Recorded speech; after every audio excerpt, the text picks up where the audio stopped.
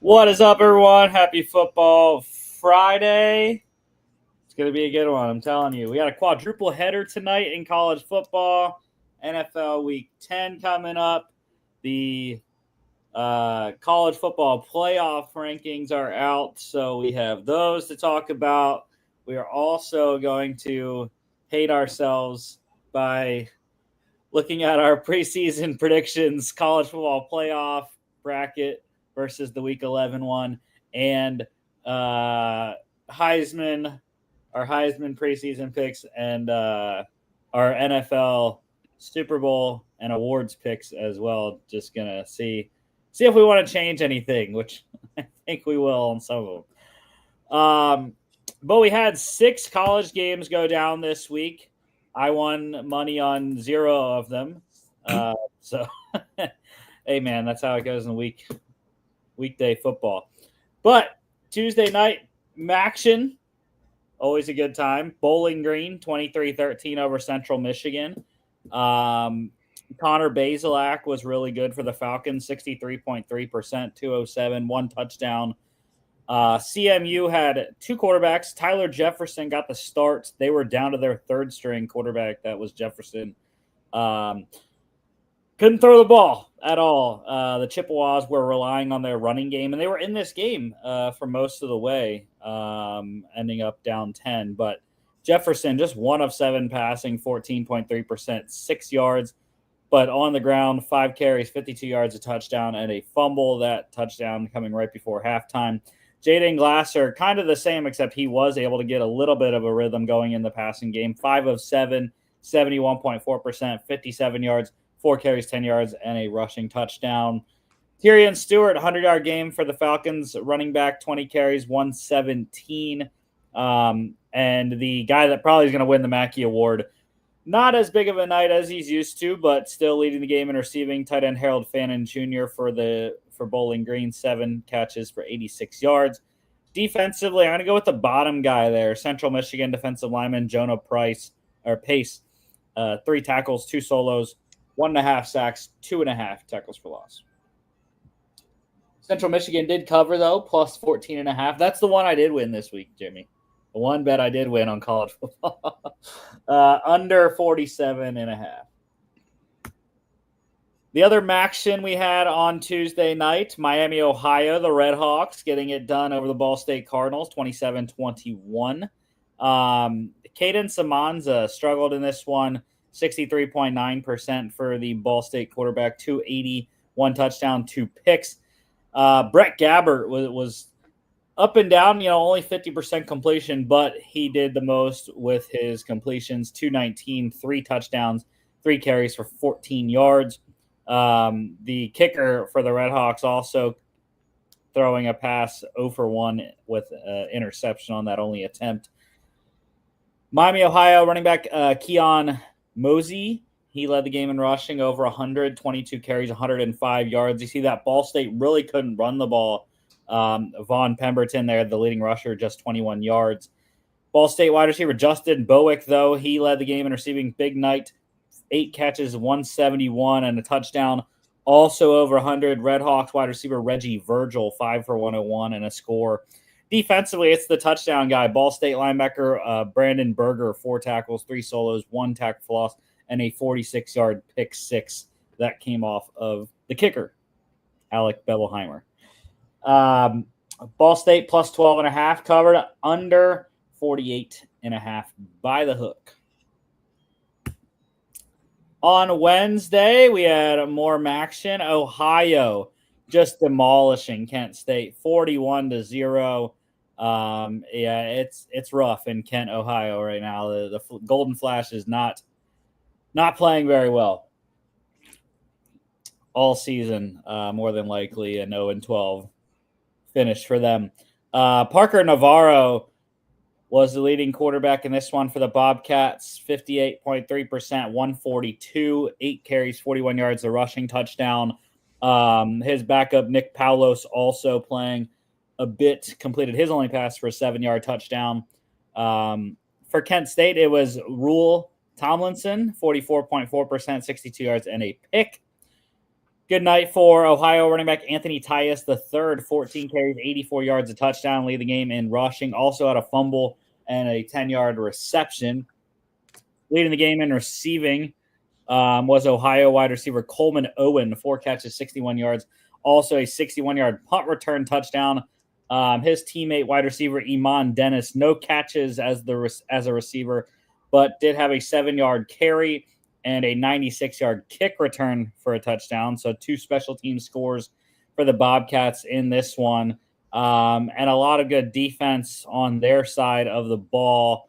I think I'm going to go with defense tackle CJ Doggett, though. 4 tackles, 2 solos, 1 sack, 2 tackles for loss. The Bobcats minus 20.5, covered easily, under 53.5. More action on Wednesday. NIU getting the upset. Technically, it wasn't an upset. The Huskies were favored. It was an upset in my mind, and I think by a lot of other people's mind as well. Western Michigan was the lone remaining undefeated team in conference play going into this one, 4-0. NIU really just ran all over them. And the passing game struggled for the Broncos in this one. And also, Ethan Hampton was back for the Huskies in this game, missing, I think, the last 2 games, and he was really good. Hayden Wolf, like I mentioned, though, for the Broncos, 51.9%, 179 touchdown, 2 picks, struggled in this game with the NIU defense. They also, I think this whole game turned on the fake punt for Western Michigan early on in the first quarter. They were about the 40-ish yard line of NIU. Threw a pass on a fake punt. You see there, Ryan Milmore, the punter there, got intercepted, long return. And then on top of that, they got a face mask on Western Michigan that pushed them 15 yards even further into the Western Michigan territory. And that, like I said, that's when I think this whole game turned around, as Western Michigan was up 7-0 at the time. And they were really playing very good football, back and forth game to that point, and then NIU kind of took it over in the fourth quarter with the running game. But Ethan Hampton, like I mentioned, he was excellent, 81.3%, 156, 2 touchdowns, 3 carries, 11 yards. And their starting running back went down in this game, but I think he's a sophomore. Telly Johnson Jr. had an excellent game standing in for him, 23 carries, 141 yards, 2 touchdowns, 2-touchdown night for his counterpart there, Jaden Nixon on the Broncos side of the ball. Also 2 touchdowns for NIU running back Gavin Williams, 1 rushing, 1 receiving in his 11 touches in this game. NIU wide receiver Trayvon Rudolph, he led the game in receiving, 6 for 74. And defensively, there wasn't a lot of defensive statistics. I'm going to go with NIU linebacker Jaden Dolphine, 2 tackles, 1 solo, 1 pass deflection, and an interception. And then NIU wide receiver Cam Thompson, got to give him props, 91-yard kick return for a touchdown. NIU minus 2.5 covered, over 51.5, 70. And last night, we had 2 more games, one in the Sun Belt, one in the AAC. Coastal Carolina beating up on Appalachian State 38-24. I really thought App would win this game. I know it was a road game for them, but I just thought Joey Aguilar was the better quarterback, and it was really the Coastal defense that stood up the entire night. Turnovers, turning App State over on offense, and then they sacked Aguilar quite a few times, especially on the last drive that the Mountaineers had. But Joey Aguilar here, 54.8%, 226 touchdown, 2 picks, 10 carries, 30 yards, and a fumble. Ethan Vasco was really good, though, for the Chants offense, 77.8%, 150, a touchdown, 13 carries, 52 yards, a rushing score as well. Big night on the ground for App running back Amani Marshall, 28 carries, 124 yards, 2 touchdowns, 6 catches for 36 yards. Have to argue, though, Braden Bennett might have had a better one. A lot less carries, less yards, but he had more touchdowns. 9 carries, 88 yards, 3 touchdowns, 4 catches for 33 yards. App wide receiver Caden Robinson led the game in receiving, 5 for 76 and a touchdown. And how about the night for Coastal linebacker Clev Lubin? 9 tackles, 5 solos, 3 sacks, 3.5 tackles for loss. I believe 2 of those sacks were on the last drive of the game for Appalachian State. Coastal plus 1.5 wins outright, under 62.5 by the hook. And the other game last night, East Carolina demolishing FAU 49-14. Caton Hauser was outstanding for the Pirates in this one. 77.3%, 343, 5 touchdowns, 5 carries, 52 yards, 1 rushing touchdown, 6 total for Hauser, 395 total yards. Again, it was just explosive play after explosive play for this Pirates offense last night. And the Owls had no answer for it. FAU playing 3 quarterbacks in this one. Cam Fancher, the normal starter, got injured in this one. 4 of 6, 66.7%, 68 yards. So Kason Wiseman played the majority of this game, 57.1%, 188, 2 touchdowns, a pick, 6 carries, 41 yards. Tyreek Starks, the freshman, coming in late, completing 1 of 2 for 6 yards, a pick, 2 carries for 16 yards. Rajai David Harris, he led the game in rushing for the Pirates, 8 carries, 55 yards, a touchdown, and 8-yard reception. Leading the game in receiving, ECU wide receiver Anthony Smith, 3 catches, 120 yards, a touchdown. 2 touchdown night for his teammate Winston Wright Jr. And actually, I misspoke. I said Harris led the game in rushing. It was actually ECU wide receiver Jari Patterson, 5 catches, 40 yards receiving, but 3 carries for 61 yards for the wide receiver there. And defensively, I'm going to go with the top guy there, ECU linebacker Zaki Barker, 8 tackles, 2 solos, 1 sack, 2.5 tackles for loss. ECU minus 5.5 covered, over 58.5. Almost by themselves. Into the NFL, Monday Night Football, Chiefs getting it done in overtime, 30-24. To be honest, I know we're not on the we're not on the Thursday night game yet, which is coming up next. But do you think, Jimmy, this game had any impact on Zach Taylor's decision making last night?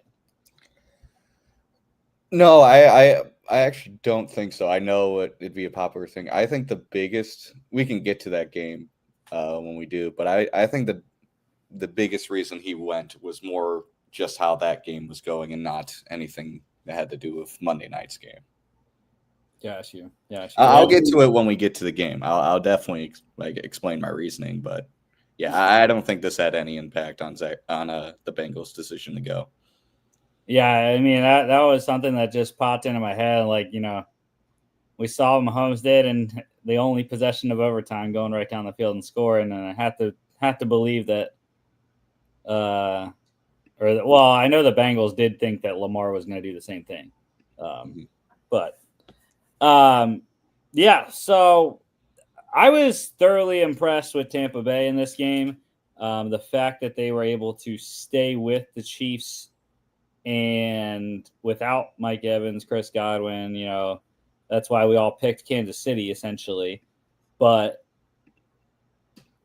it's Mahomes, and in the end, it was Mahomes, and that's all that mattered as the Chiefs walked it off in OT on the Kareem Hunt touchdown, which made me some money, thankfully. Mahomes, though, I mean, he was excellent all night. 77.3%, 291, 3 touchdowns. Baker Mayfield was really good as well. 74.2%, 200, 2 touchdowns, 4 carries for 20 yards. Kareem Hunt over 100, big workload, 27 carries, 106 yards, a touchdown, 11-yard reception. I kind of feel bad for Kareem because I think the Chiefs are really just using him, and they're just pounding him into submission because they know they're going to get Pacheco back soon. So they're like, we're just going to use whatever you have left, Kareem. And then Isaiah's going to take your spot when he comes back. So for all Kareem Hunt owners, hopefully you have Pacheco as well, or traded for Pacheco. I don't know. I do not have Kareem Hunt nor Isaiah Pacheco anywhere on my teams. So, one big issue: the Bucks couldn't run the ball really, or they didn't try to. Bucky Irving just 7 carries, 24 yards. Rashad White, good average there, but only 3 carries. Leading the game in receiving, Travis Kelce, big workload for him. Caught 14 of his 16 targets. I believe both of those are career highs. 100 yards even and a fumble. Hopkins, second game as a Chief, showing out.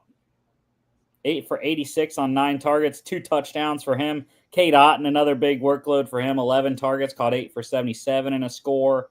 And then defensively, it's a tie. But I am going to go with the top buck there, Vita Vea. 9 tackles, 7 solos, 2 sacks, 2 tackles for loss, 3 QB hits. I was sort of surprised at how much pressure the Bucs D line was able to get. But you see, that's how you get to Mahomes, though, right? It's the interior. Vita Vea, Kalijah Cansey, D tackles. That's how you get to Mahomes. Which is also surprising, though, because that's the strength of the Chiefs' offensive line, that interior 3. So the Bucs were able to beat that, though.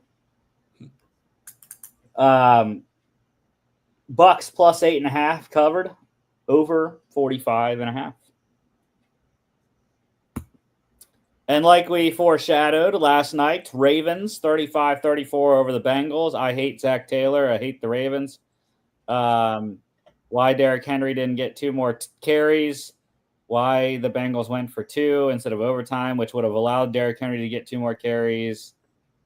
And potentially Mike Gesicki to get the yards that I needed him to.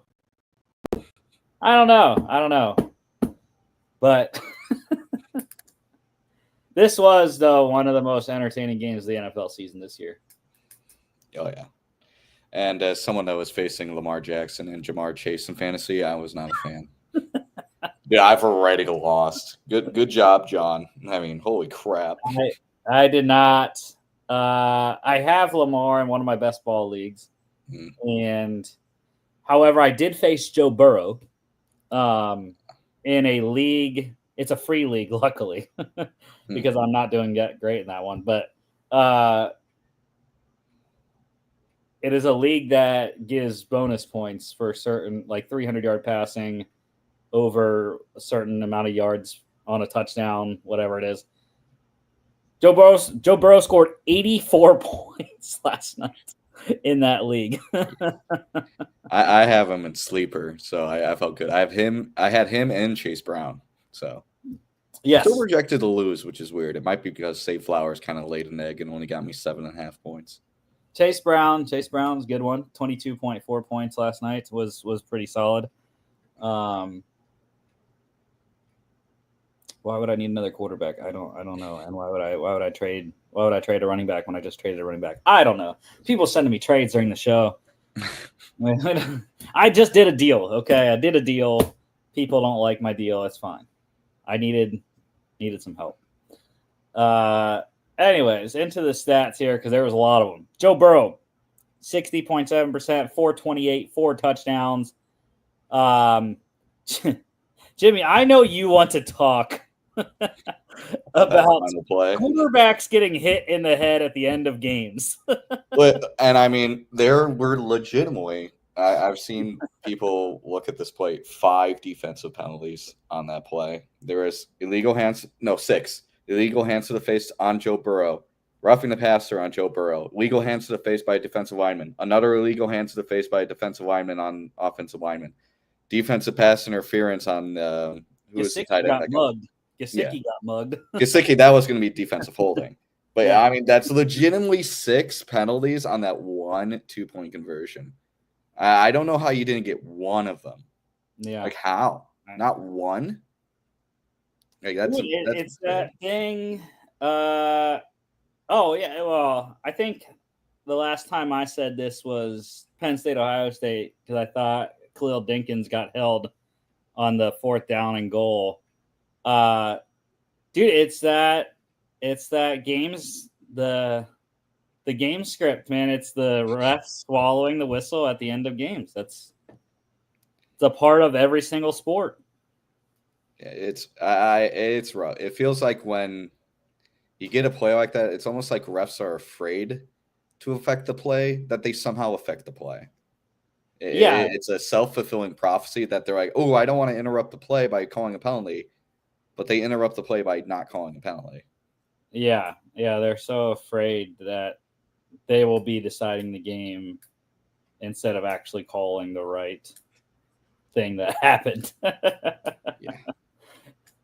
It's like the posters. If you see something, say something.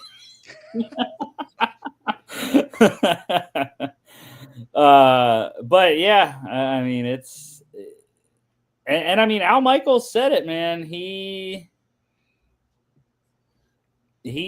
kind of went in on, this has to change, and I think we said it before too. Like, too many games are ending like this. That, like, something has to be done. So I don't know what has to be done. Well, actually, you know what has to be done?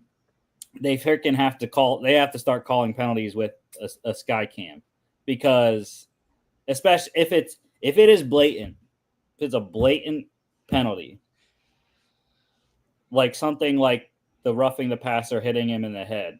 Mm-hmm. That is a call that you can call objectively. Defensive pass interference, holding, those things I think should stay in the ref's discretion, because although Mike Gesicki, like I said, did get mugged, Yeah. It's one of those things where, like, again, as you say, of holding and pass interference, the refs do usually have kind of the wherewithal to just say, like, oh, this is part of the game. And they usually are consistent throughout the game, so it's not the end of the world. Mm-hmm. But, like, hands to the face is objective. Did a hand go onto the face of the opponent? Roughing the passer, a little less objective, but it's easier to call. Like, okay, you hit the blow to the head, though. Yeah, and a blow to the head. That was the biggest one. It was like, that was very clearly hands to the face onto Joe Burrow after he had released the ball. Like, come on. It's not even like, it wasn't even like it was bang bang. It was like he was falling through and then got hit. Like, I don't know what to do, especially just hands to the face. I think that was the biggest one for me. Just somehow missing not one, not two, but 3 hands to the face in one play. Lamar Jackson, I mean, he continues to be MVP level, 75.8%, 290, 4 touchdowns, 7 carries, 33 yards. And I really don't know what happened at halftime, because this Bengals defense was playing outstanding football in the first half, and hashtag fire Lou Anarumo. That's like, I don't know what to say. The year over year splits between last year and this year for the Cincinnati defense is big disparity. So I know there's different personnel, but at the same time, they have the same defensive coordinator, and he's heralded as one of the best in the league, and the Bengals defense has not been that. Yeah, and again, as we mentioned, I was going to say this earlier, that's why they went for 2 at the end of the game.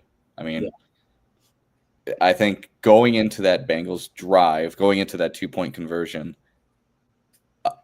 they had given up 4 consecutive touchdown drives for the Ravens. Mm-hmm.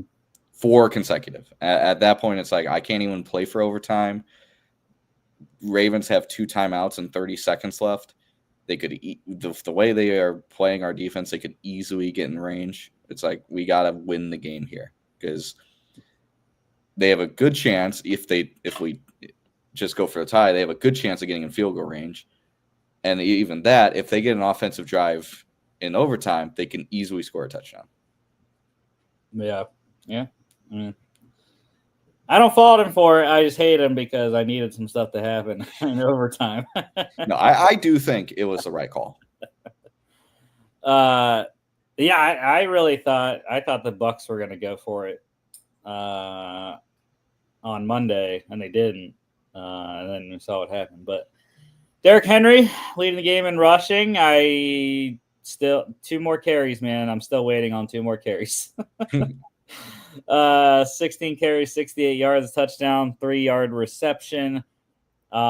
Chase Brown, how about the big workload on the ground? Not so much. 13 carries, 42 yards, a touchdown, and a fumble. But leading target getter besides Jamar Chase was Chase Brown. 11 targets, 9 receptions for 52 yards. Love those PPR fantasy points. And you hate the Bengals. I mean, I don't know how you lose when Jamar Chase does this. 17 targets, 11 receptions, 264 yards, 3 touchdowns, 55.4 fantasy points in most leagues. Yeah, again, I don't know how you lose when your star does that. Tylan Wallace, over 100 for the Ravens as well because of his long touchdown reception. Caught all 3 of his targets for 115 yards and a touchdown. I hate Mark Andrews. Why did he have to get that many receptions and yards? I don't know. Where's the early season Mark Andrews that I love? He did well for me. And defensively, I'm going with Ravens defensive tackle Nnamdi Madubuike. 5 tackles, 3 solos, 3 sacks, 2 tackles lost, 3 QB hits. He was a beast all night in the interior.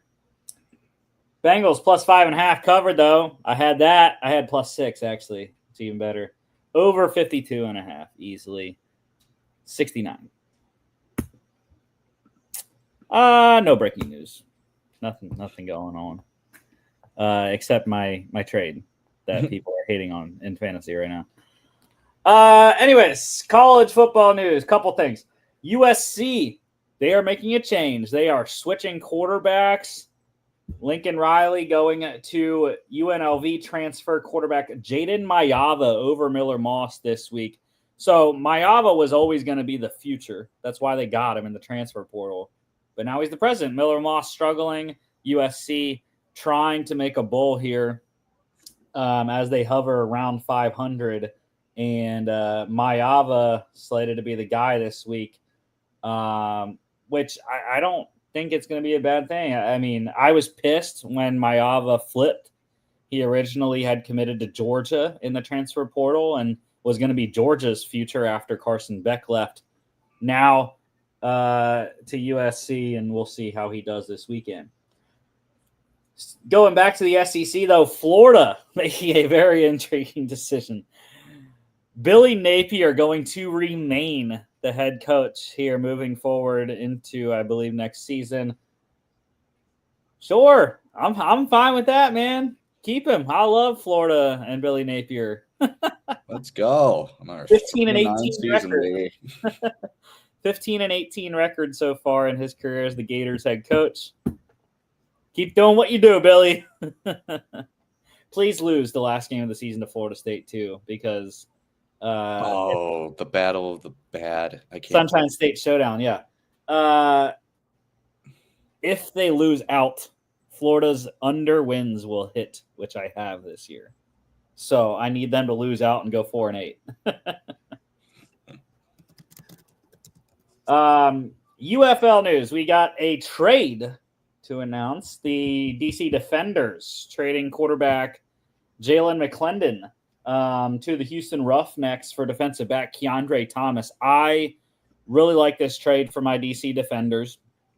While I don't like losing a quarterback that will probably end up being he would have been the backup, because I still believe in Jordan Ta'amu. He had a tough year last year. 15 touchdowns, 9 interceptions, but they really couldn't run the ball. And they re-signed Abram Smith this year, coming off the torn ACL last season in camp. So I'm really hoping him coming back will get this running game going again.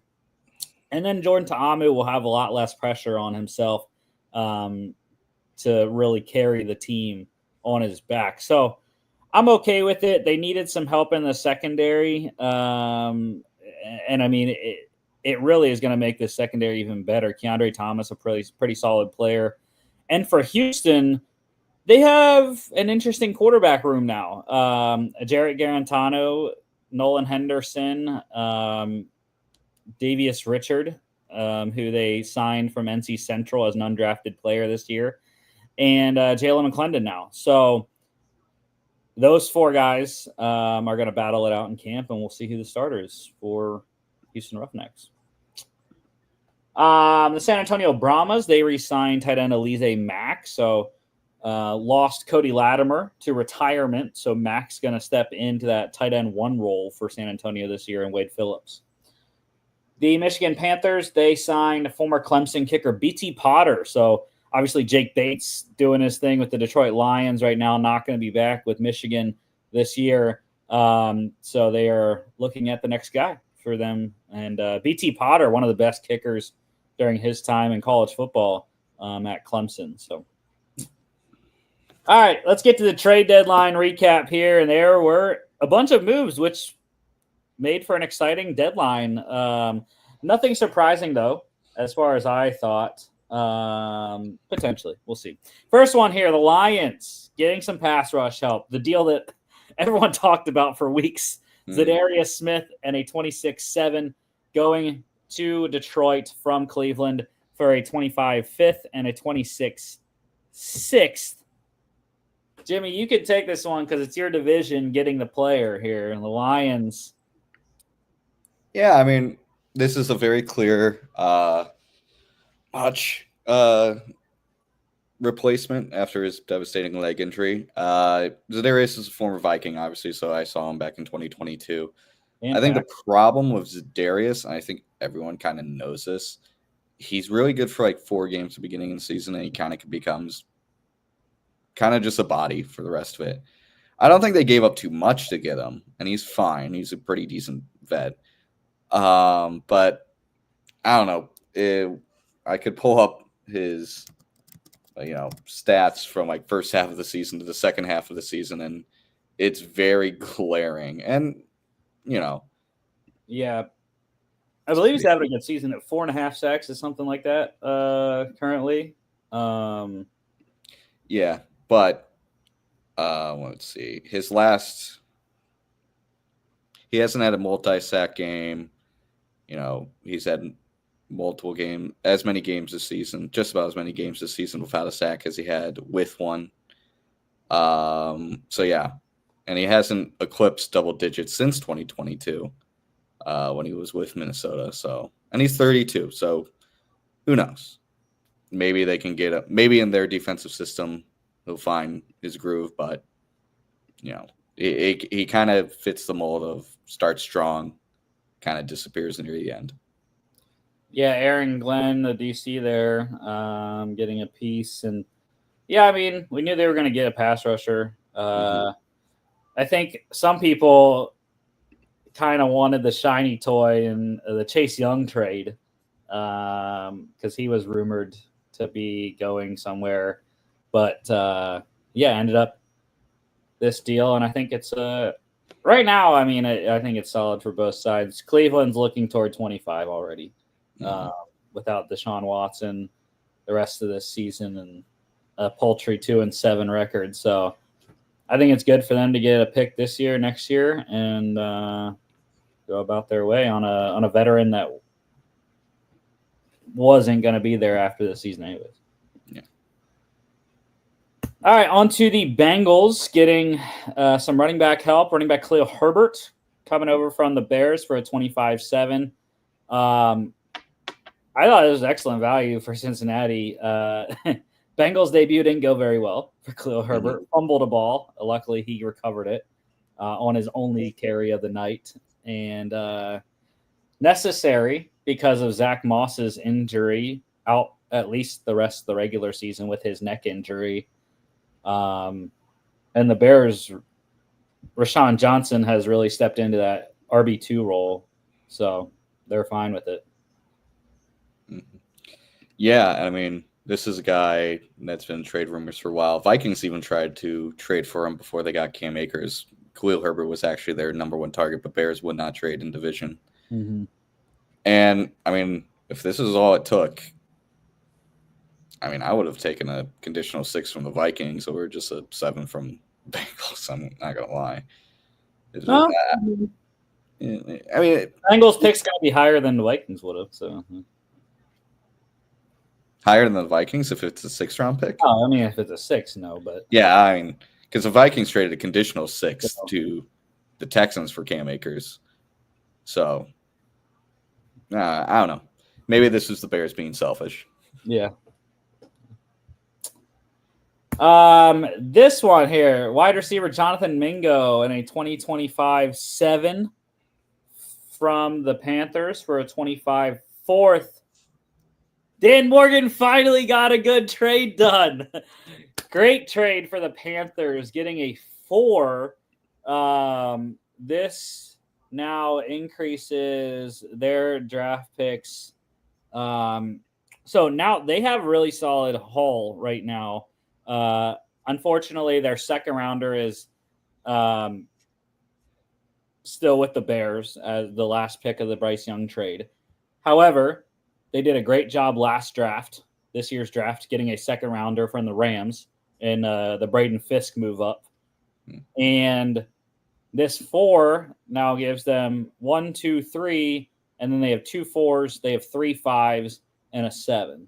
So they're building some draft capital and 9 picks now in the 2025 draft. So it's pretty solid for Dan Morgan after we talked about some questionable decisions. Yeah, I mean, what do you think was a worse value return?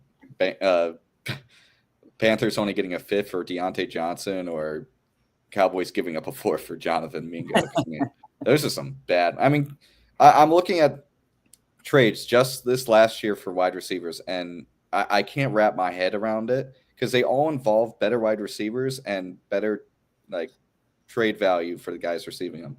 Like Jets got a 5th for Mike Williams. Let's see, again, Panthers with a 5th for Deontay Johnson. DeAndre Hopkins only cost the Chiefs a 5th. Amari Cooper was a 3rd and a 7th. Devontae Adams was a conditional 3rd. I mean, really, Jerry? You're the best guy to be in charge of your franchise? It's always the contract, and I think what differs Mingo from every other receiver trade is that he's on his rookie deal. He's only in his 2nd year, so they have control for the next 2 years at the very least as a former 2nd-round pick in 2023. So that's one thing that I think is good for the Cowboys, is that they get a player that's young still, that they have control over still for the next couple of seasons. But at the same time, Jonathan Mingo was getting buried on the Panthers receiving depth chart without Deontay Johnson. Xavier Legette, obviously a 1st-round pick this year, so he's got a spot solidified. But Jalen Coker, undrafted this year, supplanted Mingo. Obviously, Adam Thielen, the veteran, has been on IR, but he was above Mingo as well. So, yeah, I mean, he was not doing it in Carolina, and it was a good job of the Panthers to get solid value, even though it's a net loss as a 2nd-round pick last year to a 4th-rounder this coming draft. The only way this works for the Cowboys is if Mingo develops into a better wide receiver. You're really banking on your ability to develop him. And I'm not denying Cowboys have done really good kind of getting the most out of wide receivers, whether it's free agents or drafts. They do a pretty decent job. But still, this is a tall task. Yeah. And it's going to be interesting to see, did they trade for him to be the wide receiver 2 or what? Because, I mean, Brandon Cooks is still injured. But Jalen Tolbert has put up decent numbers this year as a wide receiver 2. So, I don't know. Yeah, and it's when Cooks comes back to you, you move Mingo down to 4th. Is he fighting with Kevontae Turpin, or Ryan Flournoy? Oh my word! Jalen Brooks, like, is he beating any of these guys in the depth chart right now? Yeah, and he also doesn't go into a great situation with Dak injured. Yeah, he's going to have Cooper Rush and Trey Lance throwing him the ball. I just don't get this. Like, especially with how the Cowboys are right now, I don't see the Cowboys making the playoffs. And I mean, I picked them to win the division because I thought their schedule was easy, and I'm really regretting that. But yeah, this is not going to be good. Yeah, I think this was the only deal that I was like, wow, like this was clear one-sided right now. All right, let's go to the biggest one. This was the biggest deal of trade deadline day on Tuesday. Commanders getting a massive help on defense. Corner Marshawn Lattimore and a 25 5th going to Washington for a 25 3rd, 25 4th, and the Saints recouped their 2025 6th rounder that they sent Washington for John Ridgeway in the preseason.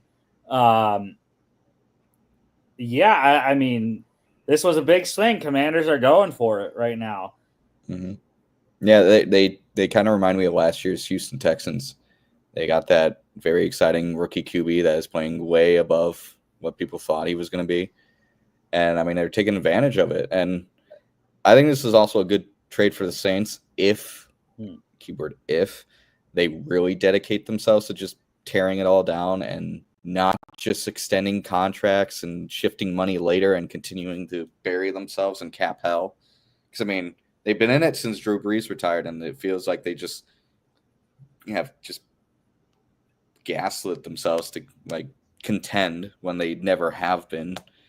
So, I mean, this I think should be a good sign for Saints and the Saints fan to be like, hey, we're not going to restructure contracts. We're not going to keep doing this thing where we move money down the road and continue this cap help BS just to finish 7-10, 8-9 every year. There was an article I read. I don't remember the exact number, but I believe it's around $86.9 million over the cap next season right now, projected for New Orleans.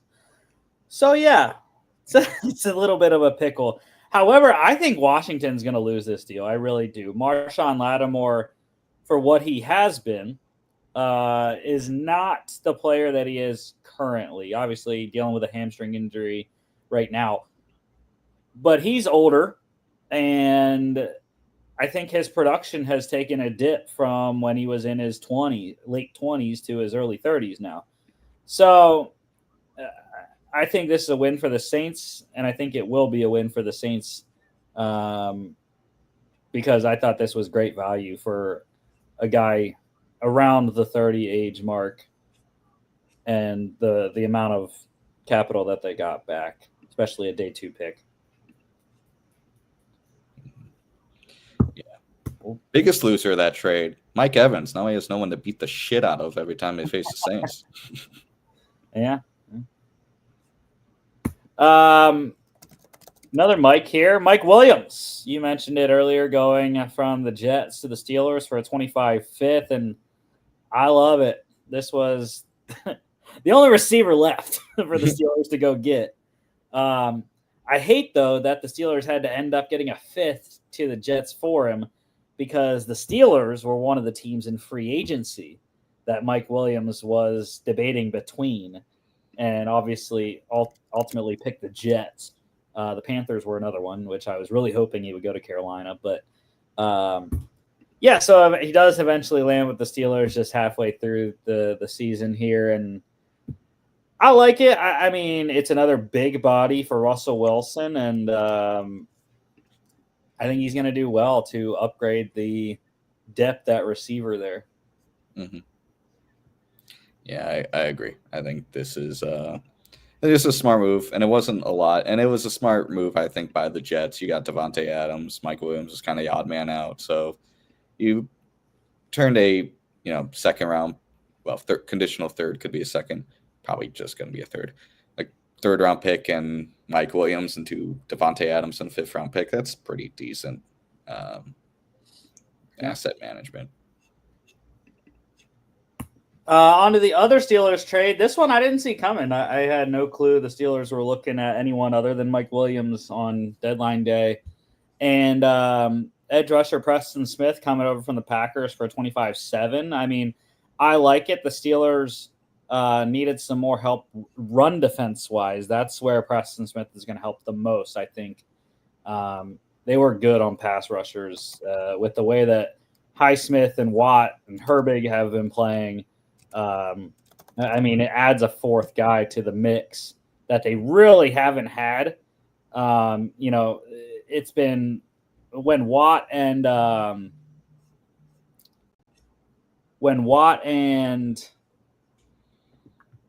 Highsmith are off the field, Herbig has had an issue because he's been getting double teamed, and Herbig's been injured as well. But they haven't really had that other person to take pressure off of Herbig when Watt and Highsmith are out. So hopefully that's going to be Preston Smith. I know Steelers haven't had a great history of acquiring veteran pass rushers. You think about Melvin Ingram, didn't really work out. That's the one that comes to mind for me. But hopefully Preston Smith works out this time. We'll see. I like it for the Steelers. Yeah, and he wasn't doing anything with Green Bay as the 3-4 to 4-3 transition has not worked out. But luckily, he's going to a 3-4 team. Yeah, it'll work out. Ravens getting a corner. Tre'Davious White and a 27-7 from the Rams for a 26-7.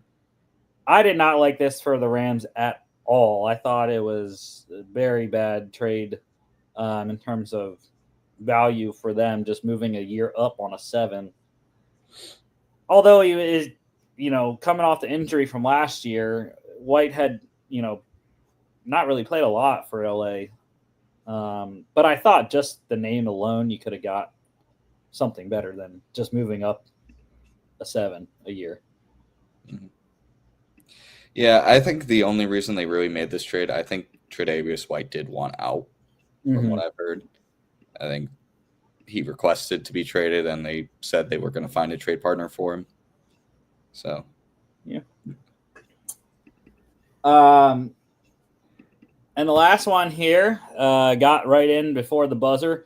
Defense tackle Khalil Davis going from Houston to San Francisco, 26-7, going back to the Texans. And it's a good deal. Low cost, future 7. I think both sides are cool with it. Yeah. Depth for draft pick. Classic, just trade deadline fodder. Yep. Yeah. We're not going to talk about deals that didn't get done because there really weren't any. The one that I hoped didn't get done was Travis Etienne. Jaguars, why did we not send Travis Etienne somewhere? For fantasy's sake. Now he's stuck on my team. NFL news, though, the Raiders, they have hired good old Norv Turner as a senior advisor. His son, Scott Turner, already with the Raiders. He has now been named the offensive coordinator for the rest of the year. Luke Getsy getting fired earlier this week. And how about another good old name, Joe Philbin, back on the sidelines. He has been named the interim offensive line coach as their O-line coach was fired as a part of that assistant firing they had this week. The Texans, they're wearing their new battle red uniforms on Sunday Night Football this week. And this is what they look like. You'll see Tank Dell here. Okay. Thought I was going to share my screen, but it didn't work. Okay, there we go. Now we're good. See Tank Dell here in the battle red unis here. The chrome helmet is, I like it. I like the chrome helmet. Not sure about the rest of the uniform. All red, and I'm not a big fan of it. I don't know. What's your take? I think it's fine. It's one of those alternative jerseys where they take the secondary color and just make it the primary color on the jersey. I think what I do like, I like how they go all in and have the helmet match the rest of the jersey instead of just having the normal helmet be on top of the red. That looks like it's fake because of the helmet, but yeah. Well, I mean, that's the helmet, yeah. You get the weird ass horns. Oh, that is real. I thought they were. Yeah, no, that's the real one. Yeah. I was looking at the one with CJ Stroud. That must have been last year. Yeah, this was from last year. Oh, okay. Where they had the all red uniform, but this year they added the new chrome red helmets. Oh, okay. Which I like the chrome red. I'm not a fan of the horns. I would have just rather had the Texans logo like it is right here, but yeah, we'll see how it looks on TV. Yeah. I think it'll be hard to see on TV. I think that's going to be my problem with it. Like going back to Color Rush. Yeah. Some of those uniforms did survive, though. The Panthers. I don't know why I keep putting this on, but Bryce Young started again this week. Third straight game he's starting. So, players of the week: AFC offense, Jets wide receiver Garrett Wilson. NFC offense, of course, Eagles running back Saquon Barkley. Reverse hurdle. Give him the award for play of the year. Just give it to him. AFC defense, Bengals defensive end Trey Hendrickson, 4 sacks last week. 7 QB hits as well. NFC offense, NFC defense, I should say. Rams rookie safety Cameron Kinchens, 103-yard pick 6 against the Seahawks. Longest interception return for a touchdown in Rams history. AFC special teams, Bills kicker Tyler Bass walked it off against the Dolphins, 61 yards. NFC special teams, Cardinals punter Blake Gillikin. I didn't really see his stats, but the Cards winning last week. I don't remember who they played. It was the Bears. Oh, yeah. Constantly pinning them back. And Bears offense couldn't get going. IR return. Guys getting their practice windows activated. Jags wide receiver, kick returner Devin Duvernay. Giants kicker Graham Gano. We'll see if he kicks in Munich this week or not. Panthers rookie running back Jonathan Brooks. Also, he's listed as questionable. I'm hoping he plays because I really want to see him.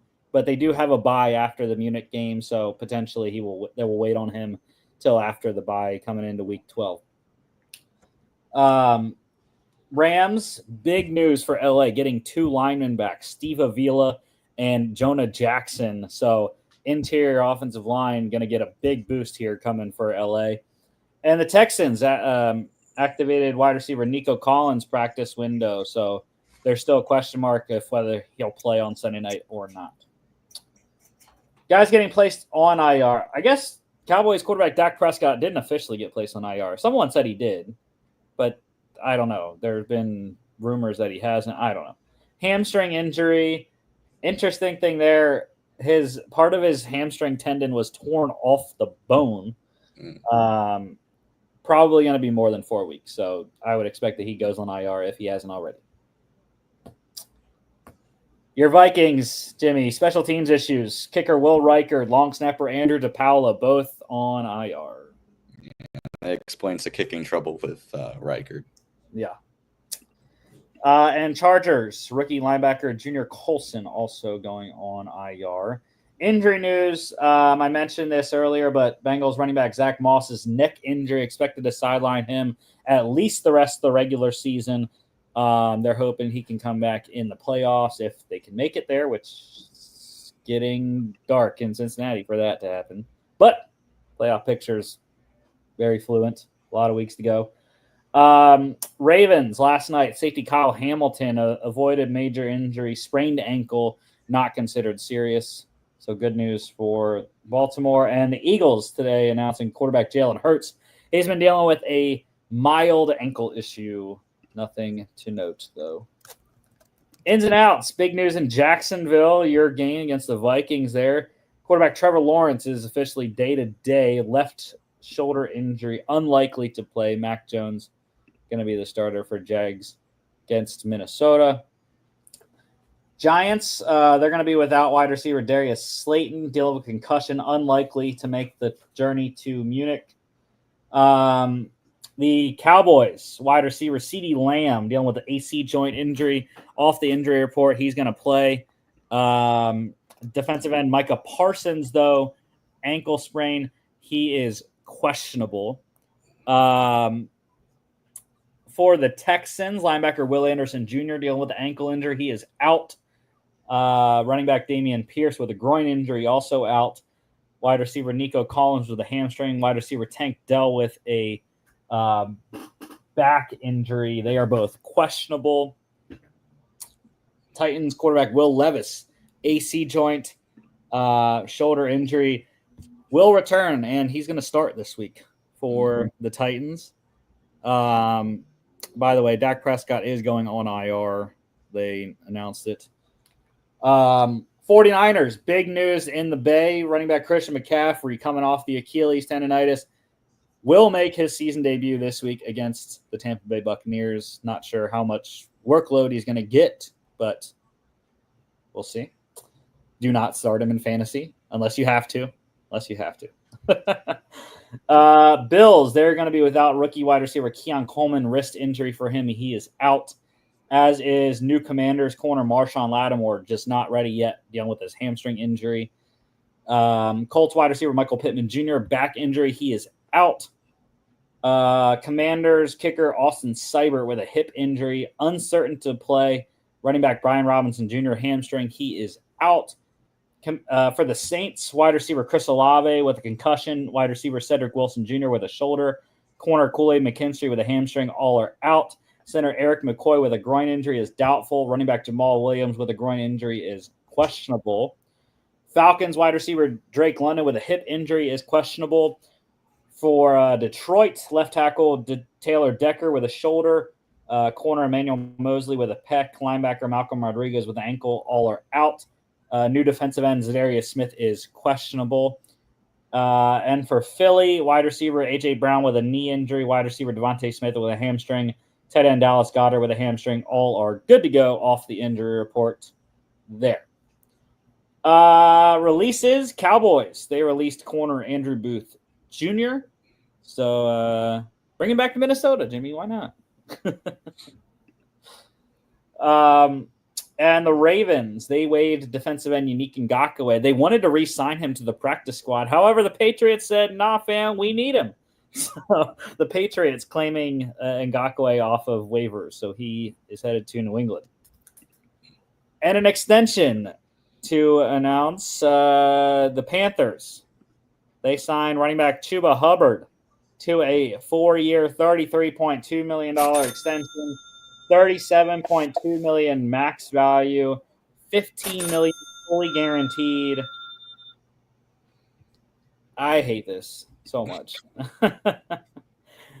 I understand why. He's been a great player this year. I believe he's top 5 in rushing. However, why did we spend a second-round pick on Jonathan Brooks? You know, like, he's supposed to be the guy. And only one person can get the ball on a play. So you can have both of them on the field, but they both can't get the ball at the same time. So I understand it. It's a culture move as well. They're signaling that Chuba Hubbard is the type of guy they want in the locker room. As a former 4th-round pick, great value for Carolina.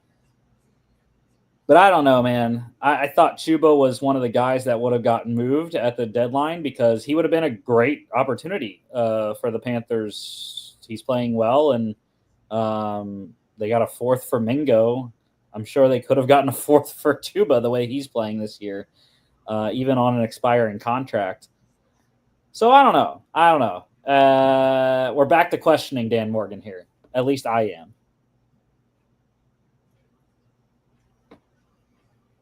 Yeah. I've never been a huge fan of signing wide running backs to long-term deals just because of how volatile the position is. Yeah. I'm sure it's a 2-year deal in reality with 2 years they can get out non-guaranteed. That's what 15 million guaranteed. So probably 7.5 or 7 1 year, 8 the next year, something like that for the first 2.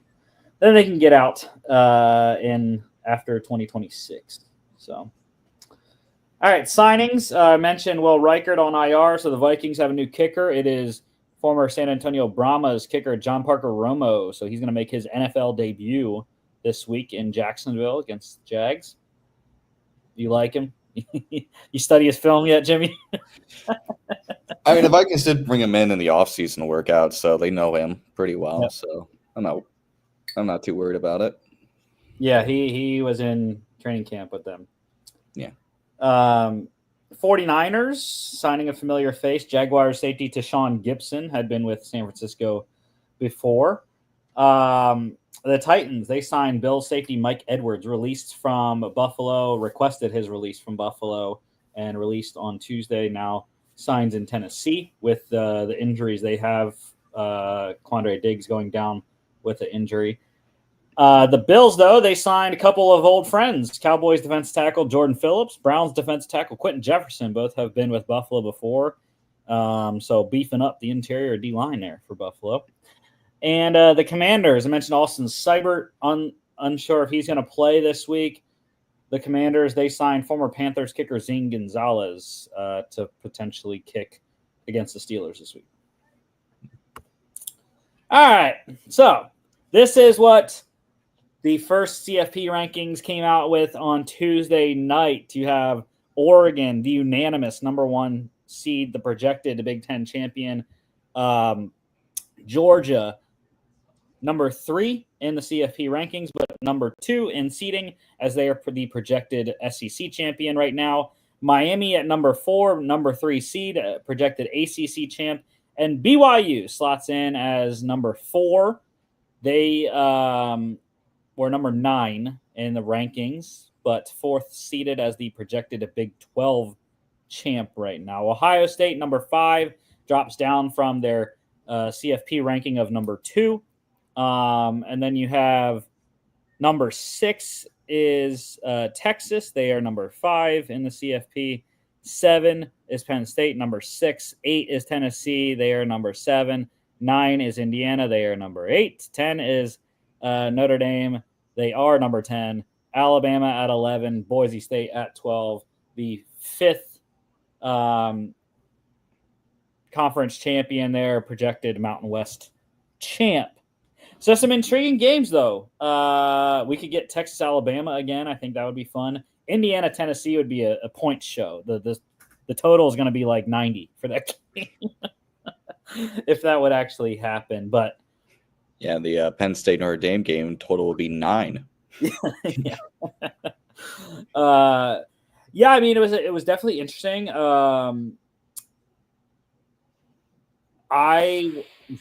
It's not just my Ohio State hate, but come on, Georgia should have stayed number 2. I don't get the Ohio State going to 2 thing. There have been a lot more question marks with Ohio State than has Georgia, I think, this year. Yeah, I would agree. And then the first 2 out there, SMU ranking 13, Texas A&M at 14. SMU has a chance potentially. They're kind of still in the ACC championship there. Obviously, you can see they're the only other ACC team on the screen there with Miami. So potentially, I mean, if SMU beats Miami in the SEC championship, they're in. So that's their path to the playoff. And A&M, I don't know, they're a tough team. The loss to South Carolina really kind of hit their chances to make the playoff. But I like most of these teams that are in right now. The lone one is Tennessee and Alabama. Those are the 2 that could potentially be out. You look at Alabama playing LSU this week. That's an elimination game. And Tennessee, they have to go to Athens next weekend, which I will be in Athens for that game. Not at the game, but I will be in the city for the game. I'll be in Tucson.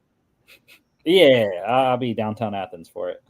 So, yeah, those are the 2 that I think potentially could be out after first CFP rankings here.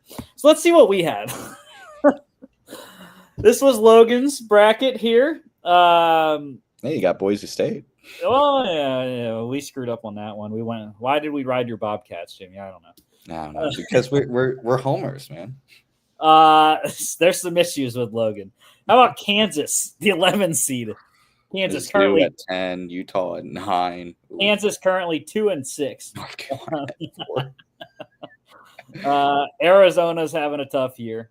Mizzou is in the college football playoff rankings. They are number 24 right now. But Brady Cook injured currently. Utah's having a tough year. 500 record at 4-4. UNC, they have a winning record, but not anywhere near the top of the ACC standings to make the championship. And LSU is the only other one. I mentioned them. They're in the elimination game essentially this week against Alabama. So LSU, I still think could make it. They could if they'd have to win this week. Right, they'd have to run the table. I don't know if they'd have to win the SEC championship. Obviously, that would get them in as an automatic qualifier. But if they run the table and finish 10-2 or 10-3 with a loss in the SEC championship game, I could see a scenario where LSU makes it. The first two out, that's rough. He had Miami out, and Tulane having a good season. They're 7-2, potentially going to make a American championship game, but just not enough to supplant Boise State at this point. Jimmy? Me. Michigan. Yeah. Oklahoma. Oh, yeah. That's a good one. Kansas State, baby. Hey, but Kansas State was looking good early. They were. I was early in the year. for them. I was like, oh, yeah, here we go. I might have gotten that one. Even Clemson, too, and then they fell apart. Yeah, Clemson could still make Clemson could. I think Clemson still could. But, yeah. Oh, you got Penn State out, though. I don't know. I told you and about Tennessee. That. Yeah, well, Tennessee, like I said, I think they could potentially miss it with, have to play Georgia. That would be their second loss if they lose to Georgia. But yeah, Penn State, with the schedule that Penn State has, it is very improbable that they will not go 11-1. And if they do go 11-1, they're going to be in with the lone loss to Ohio State.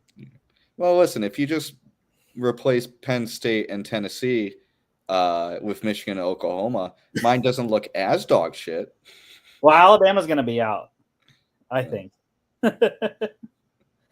But yeah, like we said, Texas State was a rough choice for us. And look, I mean, you're even worse. You didn't have Miami anywhere. At least Logan and I had Miami right outside.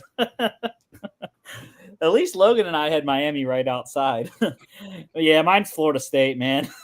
Yeah, dude, what an absolute and you had Kansas too. Yeah, 1-8 for Florida State right now. Arizona's not doing great in the Big 12. I have the two teams that are playing in that de facto elimination game there, Alabama, LSU. Yeah, Kansas 2-6. Mentioned Utah 4-4.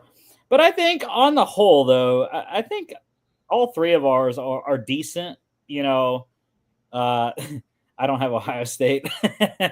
Bro, come on. I was a big detractor of Ohio State, man. Oh yeah, Logan didn't have Michigan either. Yeah, he was on my board with Michigan this year. But yeah, I really thought Michigan would at least still be competitive. Did not see what was going to happen this year. No.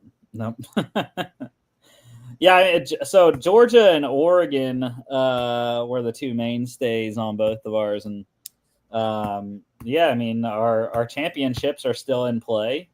You and Logan, Georgia, Ohio State. I got Georgia, Oregon. So, and I think other than Logan's LSU, I think Final Four is still in play for all four of us as well. I mean, you and I. Alabama's the one, but what do I have? Can you show my Didn't see it. Yeah, we got Oh, Alabama. I got Bama still. Yeah, I need Bama to have a really good end to the season to that to be even a chance. But that Final Four isn't horrendous. You want to know what is horrendous? Ooh. Ooh, man. Yeah, Heisman predictions. Who would have thought I would be Cook. closest, and I'm nowhere close. Brady Cook for Logan, Jalen Milroe for you, sir, and Carson Beck for myself. 11 interceptions in the last 5 games. Yeah. I mean, Logan has a little asterisk on his because Cook's been dinged up and hasn't been 100% this year. And Milroe early on in the season, I think could have been in it, but yeah. And I think Carson Beck is the one, though. I think he has the biggest opportunity to still make a play for New York because of the big time games they have coming up, Ole Miss and Tennessee, and potentially SEC championship as well. So I think out of all of them, Carson Beck has the best chance of making New York still. However, we are going to repick because our preseason picks sucked. So, you know who I'm going with Ashton Genty, man. He's my guy. I mean, I am too. Let's Okay. Let's not pretend otherwise. It's Genty. It really is Genty. He is the best. I don't know, best running back in college football since Zeke, maybe, probably. I can't think of anyone more recent. Yeah. Well, I mean, so yeah. I mean, probably. I mean, Saquon. Saquon was great. Or actually, no. Saquon was the year before Zeke. I should say. No, that's true. I think Saquon was 16. Zeke was 17. But yeah, so Barry Sanders is the record here that we're looking for Genty. 2,628 yards, 1988.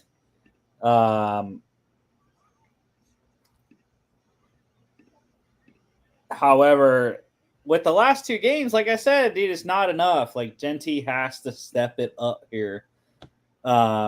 He's not on pace anymore to break it. He's at 1,525 rushing yards, 20 touchdowns. And with only 4 games left, plus the Mountain West Championship game, he has to make a statement. Okay.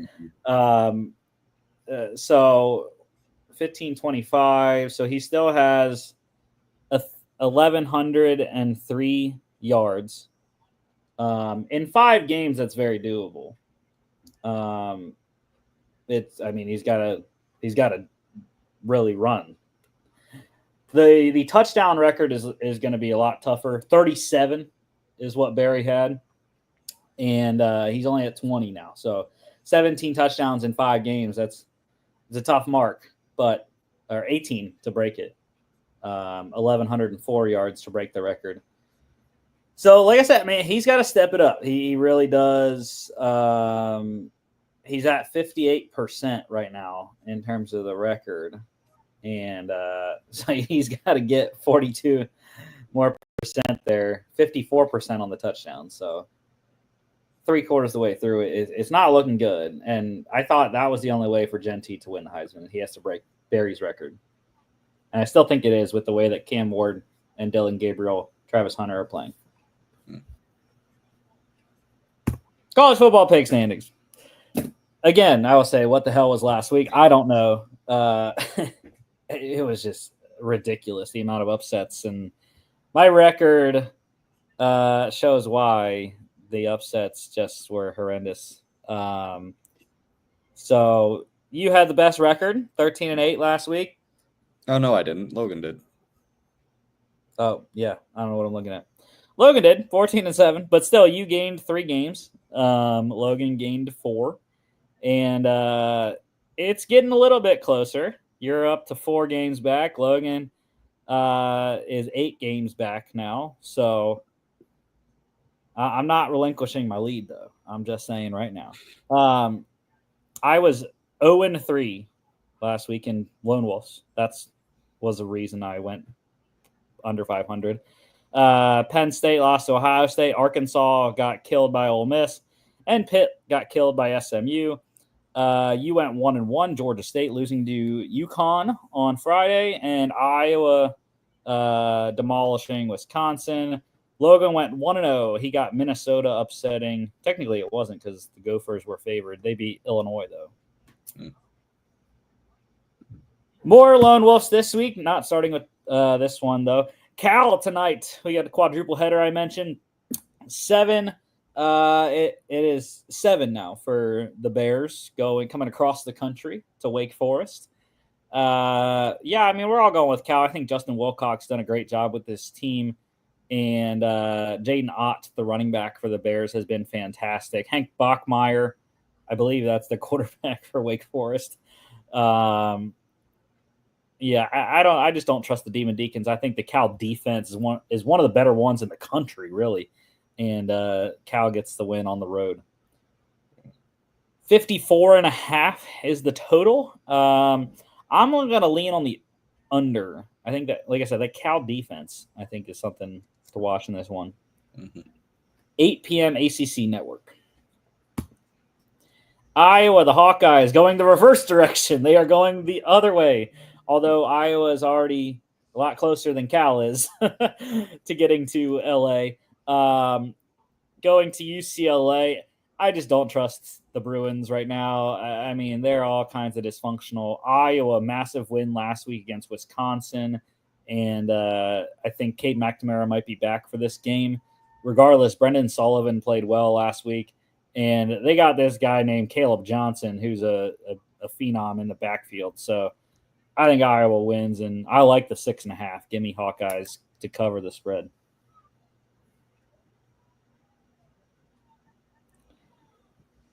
Total's 45.5. I am leaning on the over. 9 p.m. on Fox. Big Ten After Dark. Rice, the Owls, coming off a big win last week against Navy.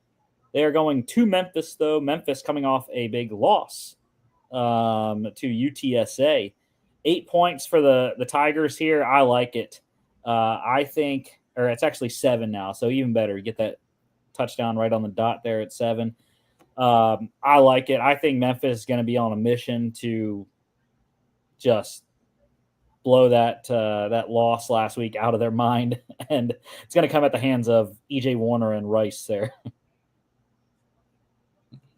Total is 50.5. I like the over. 9 p.m. ESPN 2. New Mexico, the Lobos at San Diego State. I know why you're picking it, Jimmy. You're repping John. Exactly right, man. Gotta love my boy John. This one's for you, John. I'm taking the State, and if they disappoint me, I am no longer your friend. No, I'm kidding. Yeah. Yeah, I mean, I was thinking about doing it, but for what I've seen New Mexico this year, they have absolutely zero defense, okay? I think San Diego State should have a field day offensively and score a ton of points at home. So I like SDSU. Give me the -2. I think they have the offense with quarterback Danny O'Neal to get this thing rolling. And it's a big total, 65.5. I'm leaning on the under because I just don't trust the Lobos to score enough points. San Diego State defense actually pretty solid as well, despite getting blitzed by Boise last weekend. 10:30 p.m. on FS1. Got to get the coffee out for that one. Tomorrow, we got Purdue at number 2, Ohio State. Yeah, give me the spread. Give me the spread on the Buckeyes. I mean, they should demolish Purdue. Should, Jimmy, should. And it's not the trap game. It's a nice noon kickoff. So, yeah, Buckeyes win big in this game. 53.5 is the total. That's a weird one. I always hate when the totals are kind of lower and the spread is so high. So I'm going to go with the over. I think Ohio State could clear it by themselves. 12 p.m. on Fox, big noon kickoff. Number 4, Miami at Georgia Tech. It is 11 for the Canes. I'm saying, though, I don't like it.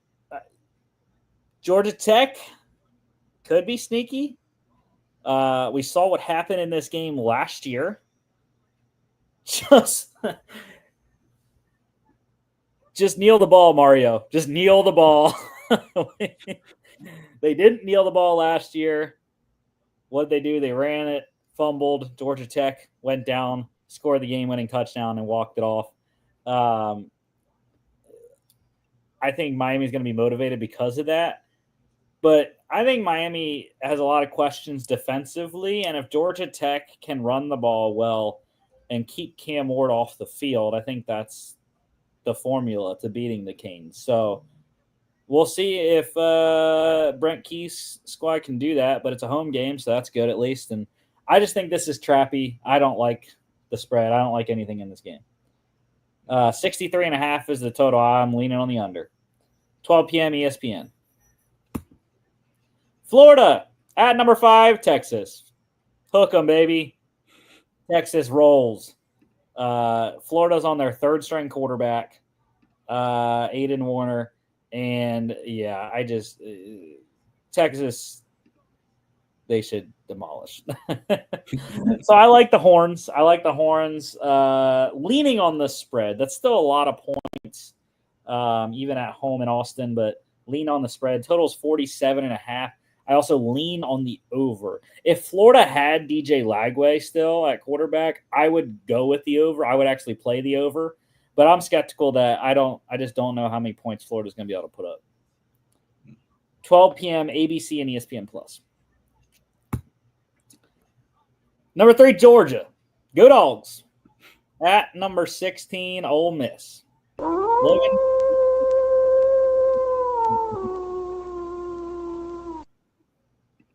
And look, this is for the trifecta here, right? At Alabama, at Texas, at Ole Miss. That's the 3 games that were pivotal to Georgia's season. They're 1-1 right now. And what I think in this game is it's Georgia's defense. Ole Miss hasn't played a defense this year, man. They have not played a defense like Georgia. And that is what's going to win this game is the Dogs' defense. Carson Beck. Throw it to your colored shirts. Don't throw it to the red shirts or blue, whatever the hell color Ole Miss is wearing this week. Throw it to the white shirts. And stop trying to fit it in. I think I really saw that against Florida. He was trying to make throws that just weren't there. They weren't open. He's trying to fit balls into windows that aren't open. And it's tough because it's a lack of openness on the receivers. They're not getting separation, and it's leading to these interceptions for Carson Beck. So that's why he's struggling. But on the other hand, run the ball. Trevor Etienne, I think, should be back for this game. So Georgia has to get that ground game established against a tough defense. Ole Miss leads the nation in sacks right now. So it's going to be run the ball to, loosen the defense up and make those D linemen tired from constantly getting hit in the mouth with the running game. And if they can do that, they can set up the passing game. The D linemen are tired, not as much of a pass rush, and they can start finding some of those receivers. Arian Smith is my X factor for this game. Has to get a deep shot or two, as he does, and Dogs win the total. Here is 54.5. I am leaning on the under. Georgia defense shuts it down just like they did in Austin. 3:30 p.m. ABC and ESPN Plus. Michigan at number 8, Indiana. Go Hoosiers, baby. Go Hoosiers. That's all I care about right now is the Indiana undefeated train. We got to keep it rolling. We got to kill Michigan. And Hoosiers on top. Give me the spread. 14.5. 14, actually. It's right on 2 touchdowns. My total is 48.5. I like the over. Over 48.5. Indiana could clear it by themselves potentially. It's a tough Michigan defense. I know. But Michigan did allow, 38 to Oregon. I know it's Oregon. But hey, man, Indiana is just as good offensively. So, and they're at home. So, I think Indiana could score 49 and cover the over by themselves. Let's get it done. Number 17, Iowa State. Man, we were bagging on Kansas so much in the college football playoff. They're bound to win this game. And it's only a 3-point spread. I like Iowa State, though. Iowa State -3 or -2.5, even better now. It's rough. They got to go to Kansas City because Kansas is playing their games at Sporting Kansas City's field with renovations going to their stadium in Lawrence. But this Iowa State team coming off of a big loss last week to Texas Tech, they have to rebound.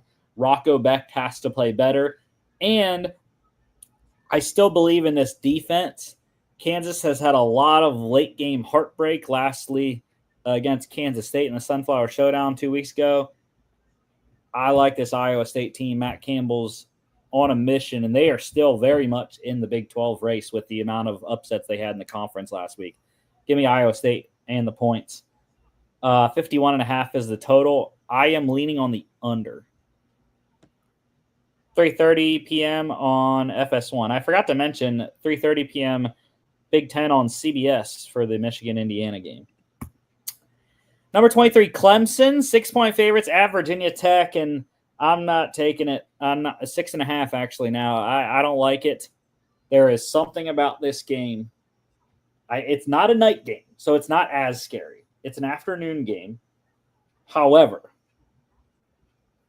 when you go into Hokie Stadium and they play Enter Sandman, it's it's a different vibe, okay?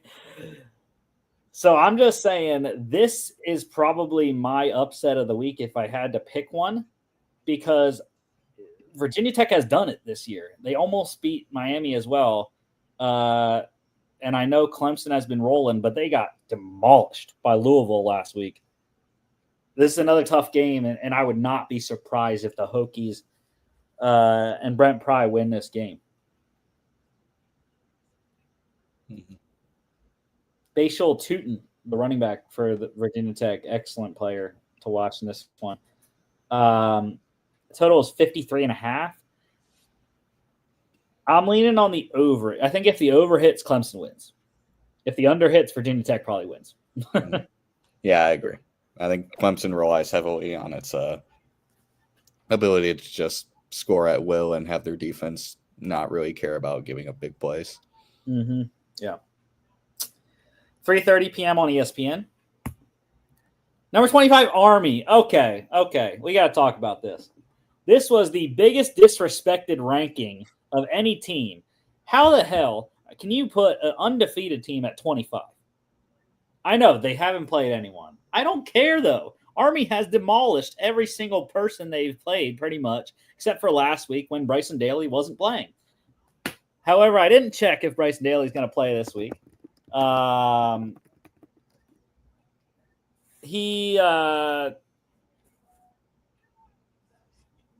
don't know. I don't know if he's going to play or not. But I think that's contributing to the small spread. It's 3 right now. And, Army just was not the same team. Only beating Air Force 20-3 last week without Bryson Daly. So if he plays, I think Army rolls. I mean, I feel bad. North Texas, they started the season 5-1, back-to-back losses against big-time AAC opponents. Another one comes in to their stadium this weekend. And I like Army, though. I think Army -3 is a good play. Even with Dwayne Coleman, he didn't play badly. What they have to do is what they did against Air Force. Run Kanye Udo. He is the driving force if Bryson Daly is unavailable. Run Kanye, and you're going to be fine. 62.5 is the total in this one. I like the under. I think the Black Knights defense shuts it down. 3:30 on ESPN2. The 3:30 slate, dude, is loaded this week. The noon slate's not that great. Number 20, Colorado at Texas Tech. I know why Logan's picking Texas Tech. He is the biggest Colorado hater that I know. He demises Coach Prime. Yeah, and I mean, Texas Tech, to their credit, they're coming off that big win against Iowa State last week. So, I mean, they're hosting the Buffaloes. I don't know. I think it's going to be a classic Big 12 game, though. Shootout. Shootout for the Red Raiders. Baron Morton versus Shedeur Sanders. I think there's going to be a ton of points in this game. And Colorado, I think, gets it at the end. But I just think Colorado's talent in the end is going to win out. It's 4.5 right now. So I don't like the spread because of I think it's going to be potentially a close game. Don't like the spread. But let's roll the over, Jimmy. 63.5. Let's get it. Loads of points. Buy the half a point to get to 63. 4 p.m. on Fox. South Carolina at Vanderbilt. I was surprised. No one wanted to go at the Gamecocks. They're the favorite. 6. It is now 6 for South Carolina. My thing is, though, this is in Nashville. South Carolina is coming off the big high of beating Texas A&M. But Vandy has been very tough at home this year. Beating Alabama there. Losing a close one to Texas. South Carolina is nowhere near those two teams. So, in that regard, I think Vanderbilt wins as a 6-point dog.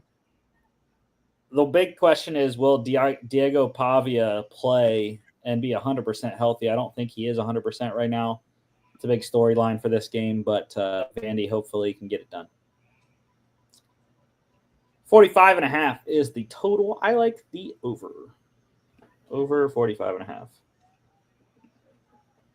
4:15 SEC Network. Arkansas State at Louisiana. The last one-lost Group of 5 team left is the Raging Cajuns, and they're 15-point favorites at home. Yeah, I mean they should beat Arkansas State handily. The Red Wolves having a good season at 5-3, but Louisiana's a different team. They beat Texas State to take a big step up in the Sun Belt West standings, and I believe they're probably going to win that division.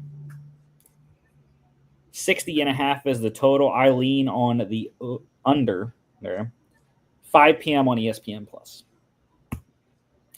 Maryland at number 1 Oregon. Yeah, the Ducks are going to roll. 25-point spread here.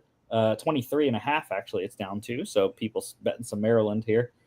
But yeah, I mean it's another one of those. It's a long road trip. Maryland to Eugene is a tough one, and I think Oregon rolls. Take the points with the Ducks here. 58.5 is the total. I am leaning on the over. 7 p.m. Big Ten Network. Mississippi State at number 7, Tennessee. Yeah, Tennessee. Give me the points. 24.5 here. Mississippi State continues to be one of the worst teams in the SEC, although they have held Georgia and Texas in check a little bit. So maybe they can do that against Tennessee. I don't think so. 62.5 is the total. I am leaning on the over. 7 p.m. on ESPN. FSU Seminoles on the road at number 10 Notre Dame. 26.5. I like the points here for your people, Jimmy.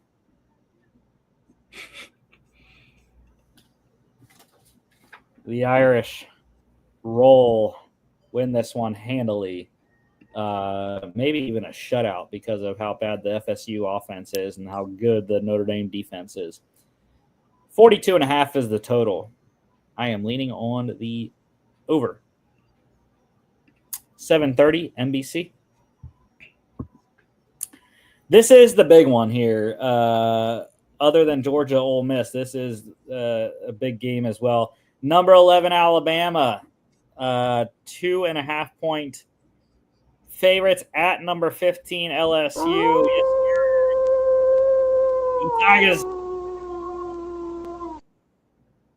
Go Tigers, baby.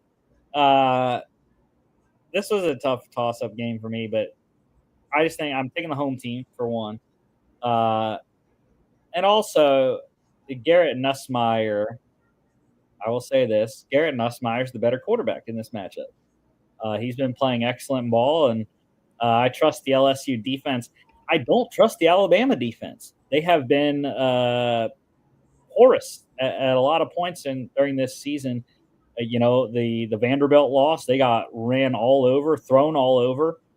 And,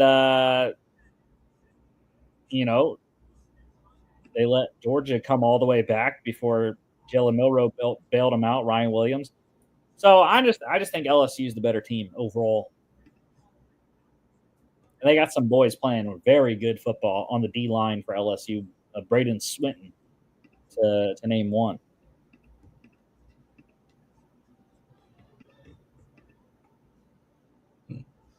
$58.5 is the total. I like the over, dude. I think points. A lot of points in this game.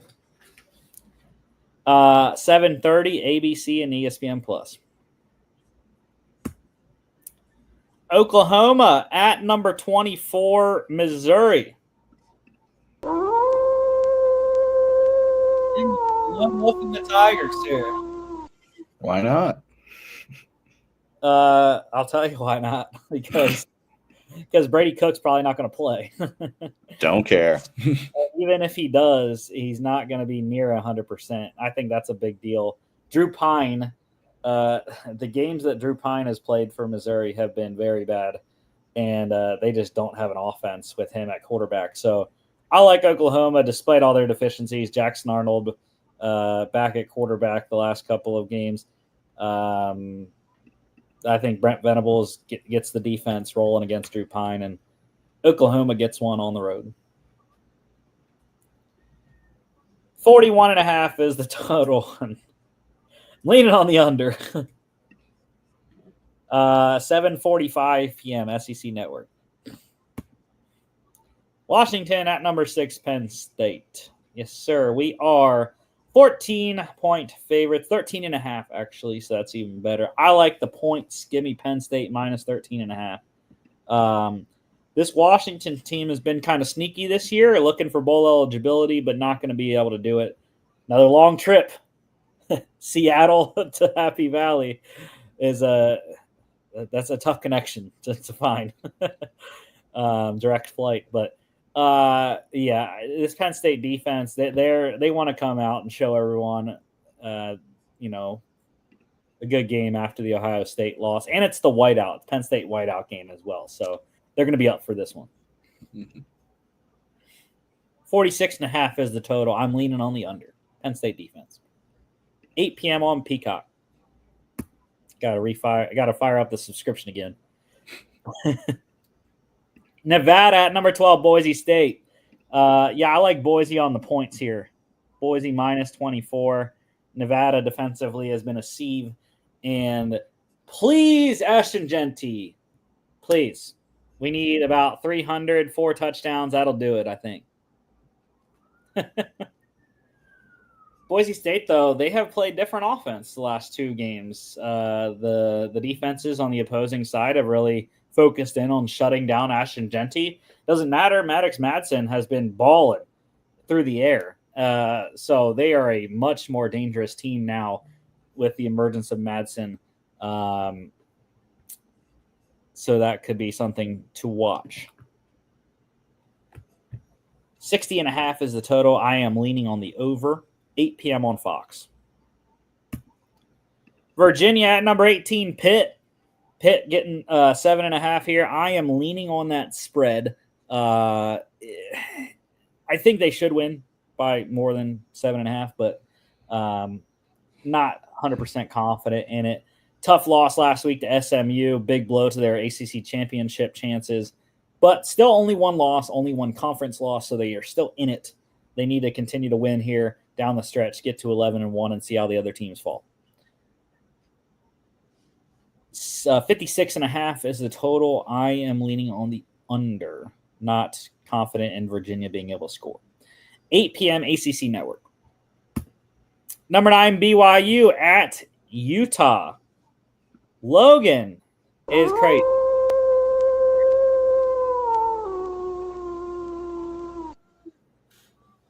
I understand. Weird stuff. Very, very weird stuff happens at night in Utah.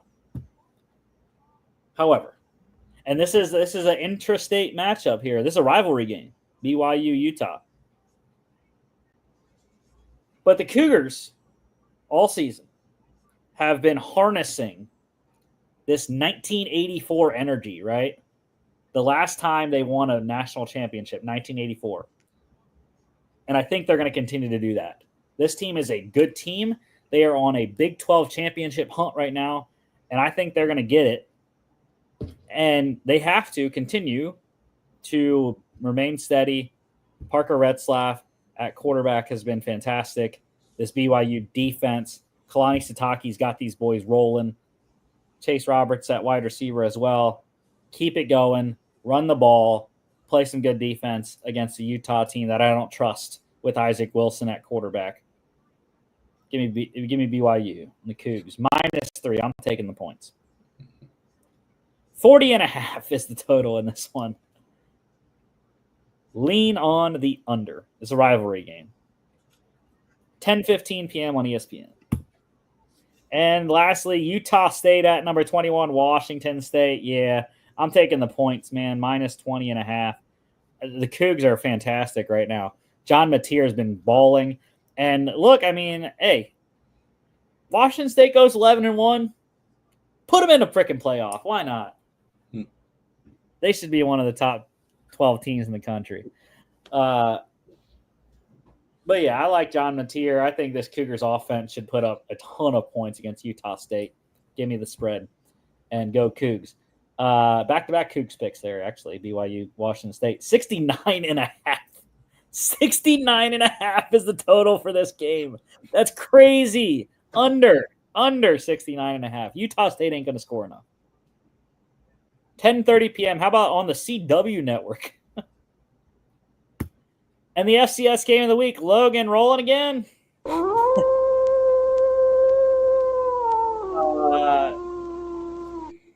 Yeah, number 4, UC Davis at number 7, Montana. The Grizz getting 6.5 here at home in Montana's in Bozeman, I believe. I can't remember Montana State, which one is where. Anyways, I believe this is in Bozeman. I don't know a lot about UCD, but they have a first-year head coach. Montana, however, they have been rolling lately. Junior Bergen is one of the most electric players you will see. He's going to be an awesome returner in the NFL, along with stuff that he can do offensively as a receiver. What I didn't know, Logan Fife, the Fresno State transfer, is the quarterback for Montana, so I am very interesting of him. He had a good career at Fresno, now at Montana. So I like the Grizz here at home, potentially to cover, but we'll see. 54.5 is the total. I like the over. I think there's going to be a lot of points in this game. 10:15 p.m. on ESPN2, national televised game for the FCS opponents here. Yeah, let's go to NFL awards recap.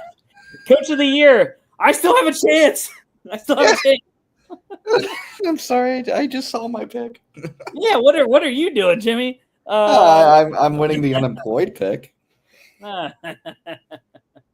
Well, at least he's with Logan's pick. Yeah, I mean, he could help the other guy win Coach of the Year. I'll take that as a half a win.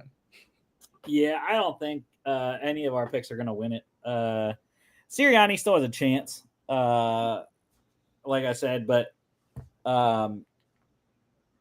I think right now I don't have the odds in front of me, but I think my pick currently, Dan Campbell.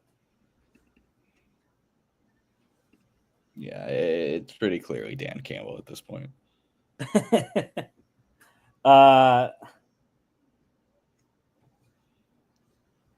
Yeah, I just can't think of anyone else. Mike Tomlin would be up there, I think, as well. Other than that, I mean, there haven't really. Your guy KOC should be as well. I think. Yeah, he'll be in the running. It just depends on how they end the season. And you want to know a dark horse for Coach of the Year? How about Jonathan Gannon, Ooh, the NFC West leading Arizona Cardinals right now? I know they're only 5-4, but if they win that division, I mean, I think you might have to give it to them. Comeback player of the year. I don't know what you guys were thinking with Aaron Rodgers. The torn Achilles. Come on. Hey, baby, my boy just threw for 404 last night. So I am feeling very good about Joe Burrow. And the Sam Darnold, like I said, he's technically ineligible. Technically ineligible. You have to be coming off injury. That's what the AP said.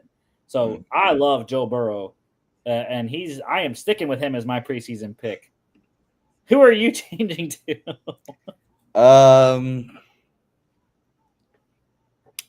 Joe Burrow.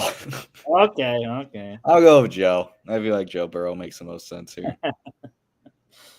All right, let's go to offensive rookie of the year. Yeah. We all picked Caleb Williams. The safe pick. Yeah, it's Jaden. Jaden Daniels going to win it easily. Yeah, it's probably Jaden. I mean, there really isn't. Yeah, it's gotten so dysfunctional in Chicago that I don't think the team is going to have an in-season recovery. Well, you look at this award, and like there isn't anyone else. Like Marvin Harrison, he's been okay. He hasn't been spectacular the whole season, and there really isn't anyone else. like who else are you gonna pick? There's no one. Yeah. To be honest, though, I think one guy that could make a run and be on the finalists for this award, Tyrone Tracy. I like him to be a finalist for the Offensive Rookie of the Year award. Yeah. Another one I think could make some noise. He looks okay. Maybe Drake May can get a couple votes. Ladd McConkey. Ladd McConkey balling. Yeah. Defensive Rookie of the Year. So we were homers, you and I, right? Yeah. Yeah. Genius. Logan's probably gonna win it. Logan might win it. Yeah, I mean it's verse, man. It's definitely verse. Hey, man, I will say my pick still has a chance. Quinyon is 4th, I believe, currently in the odds. So he is still there. If Quinyon has some picks down the stretch here, got a good opportunity. Cooper Rush playing this week, so give him some balls, Coop. And I would also throw in the other Eagles rookie, Cooper DeJean, has been balling out lately. But yeah, I do think it's Jared Verse. However, I'm not changing my pick. I'm gonna go with Verse. You know, I'd love to stay with Dallas, but he's stuck in a situation where he has to play behind Van Ginkel, Grenard, and now Cashman's coming back. But he had a really good game against the Colts, so I think we'll see more reps of him. But nah, he's not going to make up the room. Offensive Player of the Year. We were all wrong. Mine's not even close. CMC's coming back. He's gonna 9 in 8 weeks. He's gonna win Offensive Player of the Year. Who did I? Was I Tyreek Hill? I think I was Tyreek. I believe so. Logan had CeeDee Lamb. Yeah, I mean Tyreek. That's a tough one because Tua got hurt. So yeah. And Logan's kind of in the same boat with Dak getting injured now because, I mean, I don't have the numbers in front of me, but CeeDee Lamb's numbers overall have been pretty solid, I believe. Yeah, he's been solid. But I am changing my Saquon. I'm going with Saquon. I'm going to go with Derrick Henry. Okay. I think Derrick Henry has been super good. Yeah, I mean, those are the two. Those are the two at the top right now. I think your boy JJ. JJ, Make some noise at the end. Chase after yesterday. Yeah, definitely. Yeah, I don't really know anyone else that would be in the mix. But yeah, I'm going with Saquon. My boy's gonna win it. He's gonna win it. and I say Saquon over Henry because Henry, you saw last night, 68 yards, a touchdown. He's had a lot of really good games, but some of them have not been great. Especially all three of their losses, he had not done anything. So, Saquon really has only had one bad performance. The defensive player of the year, I think Logan was the guy that picked Chris Jones. You and I were on track, man. TJ is the favorite to win defensive player of the year right now. And I swear to God, if he gets screwed out of another one, I'm going to be very pissed because he's gotten screwed out of two so far this year or his career. And so, yeah, TJ Watt's on track still.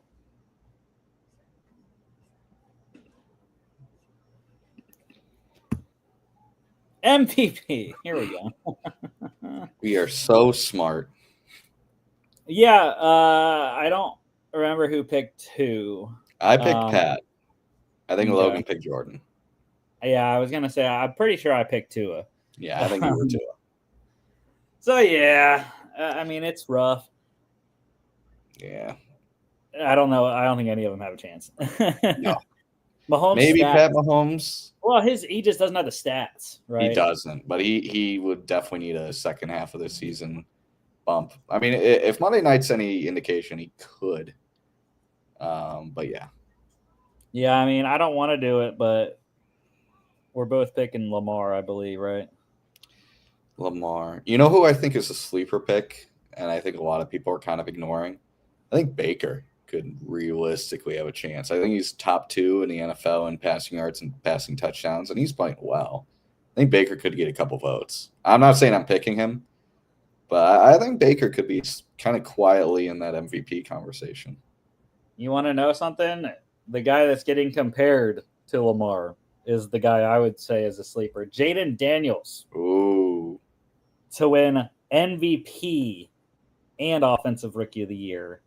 Yeah, he would be my sleeper there. All right, Jimmy,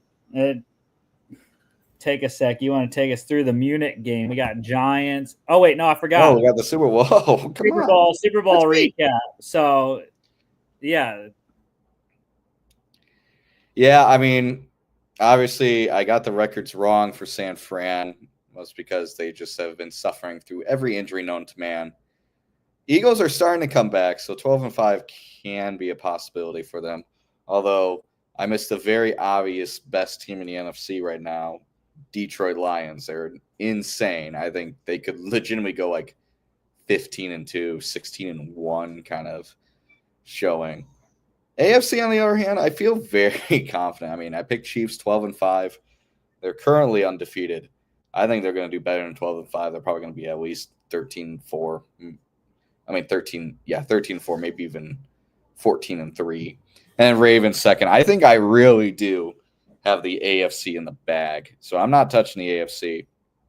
I would probably just flip out San Fran for the Lions. But Super Bowl pick, I don't know. 49ers are getting CMC back. I don't want to not say they have a chance to be in the Super Bowl. And, I mean, this team still has all the pieces, just kind of struggling with injury, obviously, with Ayuk and Debo having gone through some alongside Christian McCaffrey. So, to put it simply, just flip out San Fran with Detroit. But I'm going to in terms of just like being the 1 seed. But I'm in the NFC, but I'm gonna stick with my Super Bowl. I mean, I think 49ers can have it's not over for them. I think they could have a very solid second half of the season. And AFC, yeah, I think the Ravens take the AFC. I think the Chiefs, to me, even though they're undefeated, it's very iffy. They have one of the worst point differential of an 8-0 team in NFL history. A lot of the games are just meh. I think the Ravens legitimately are the best team in the AFC. So I'm sticking with my Super Bowl, but again, 49ers not going to be the 1 seed. It's going to be Detroit, but who knows? Maybe Detroit hits a snag in the playoffs and 49ers can recover. All right.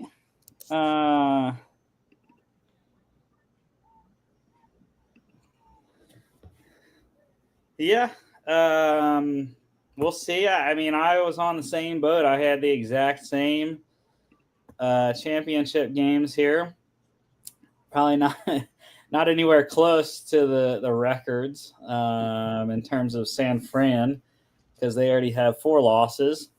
But yeah, I like it. I think the Eagles are playing extremely well right now and have a decent schedule. With Dak Prescott going down, it kind of eliminates the Cowboys out of the division race. So it's really them and the Commanders.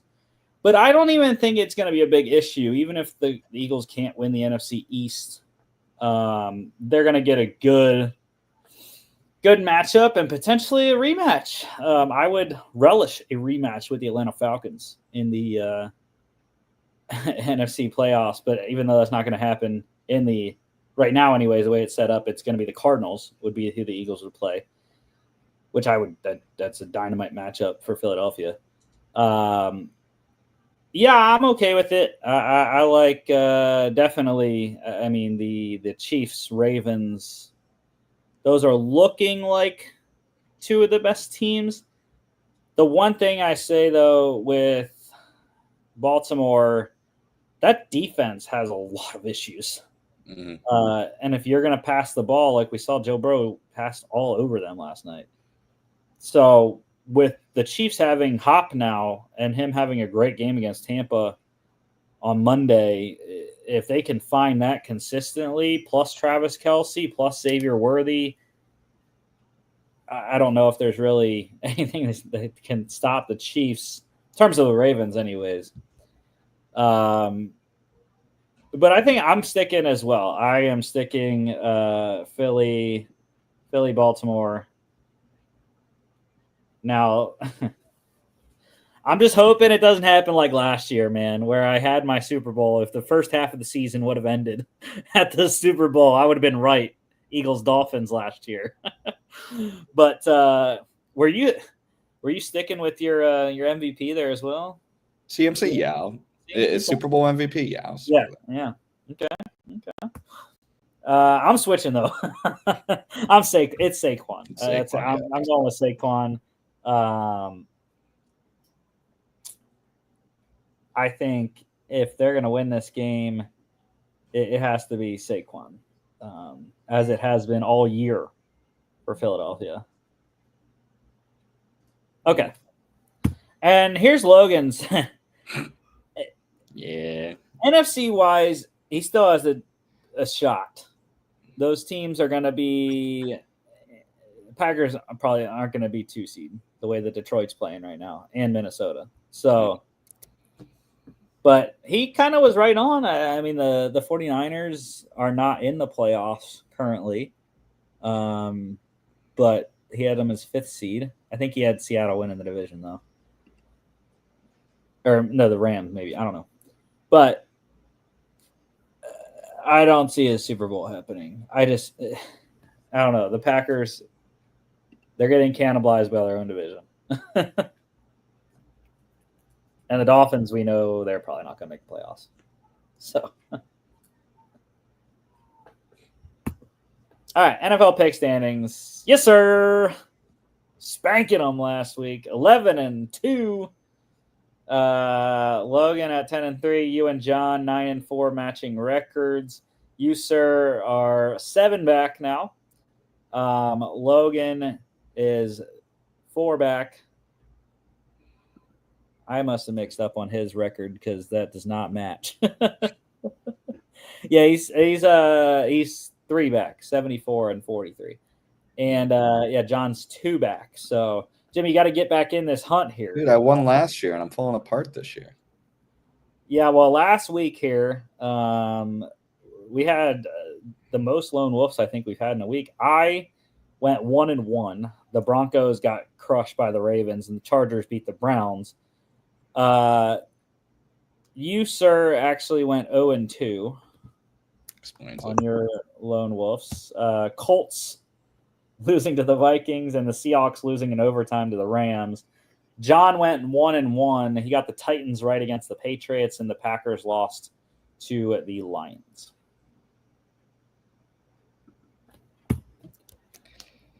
I am lone wolfing. Lone wolfing here.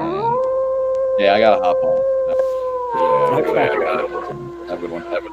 Yeah.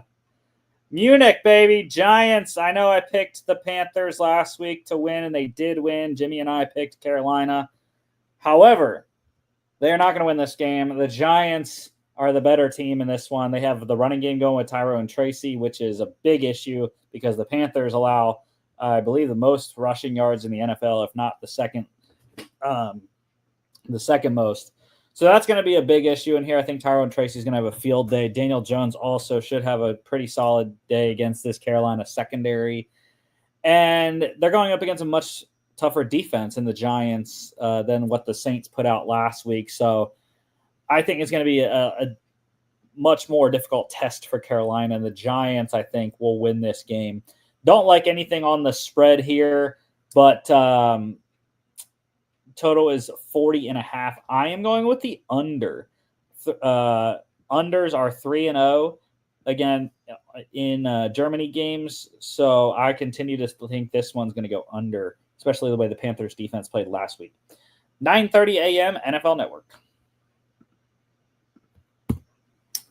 Steelers at the Commanders. Yeah, John knows what's up because the Steelers are 2.5-point favorites at Washington here. And just let me tell you why Pittsburgh is going to win this game. Look, Mike Tomlin against rookie quarterbacks. That's all you need to know. Mike Tomlin, 31 times he has faced a rookie quarterback, 25-6 against rookies. So I think that's a great sign for Pittsburgh. I also think that this Washington defense, no Marshawn Lattimore, so it's going to be another tough day defensively for Washington in the secondary. Mike Williams, I think, will play in this game. Not going to be as big of a factor in his first action, but I think Pickens should have a great day against this Washington secondary, and they're going to run the ball. Najee Harris, Jalen Warren, keep Jaden Daniels off the field.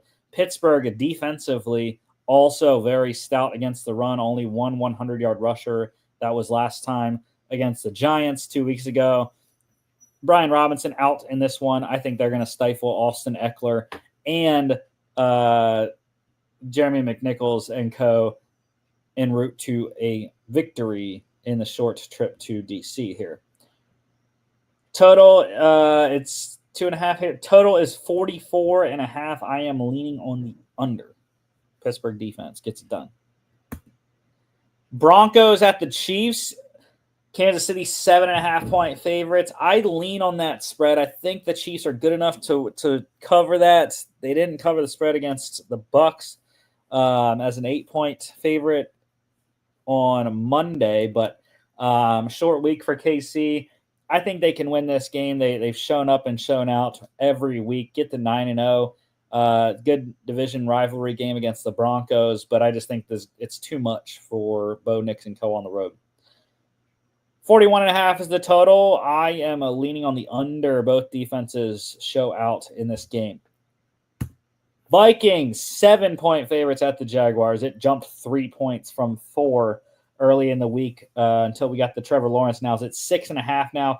Give me Minnesota. Minnesota minus 6.5. I think I really love that. Mac Jones starting in the place of Lawrence offensively. I think Brian Thomas still dinged up. And they do get their running backs back, Travis Etienne and Tank Bigsby, both healthy for this game.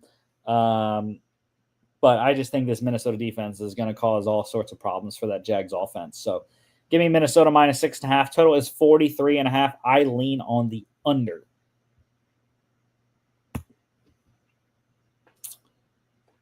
Falcons at the Saints. It is 3.5 for Atlanta. I like it. Give me the points here. New head coach, interim head coach Darren Rizzi, the special teams coordinator. He's going to lead New Orleans into this one, and it's going to be a tough task. I think this secondary, no Kool-Aid McKinstry, no Marshawn Lattimore. It is going to be a very difficult day against Kirk Cousins, Darnell Mooney, and Drake London. Hopefully he plays as well with a hip pointer.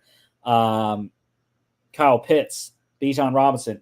It's just going to be tough defensively to stop this Atlanta team, and that's why I think the Falcons win and cover. Total is 46.5.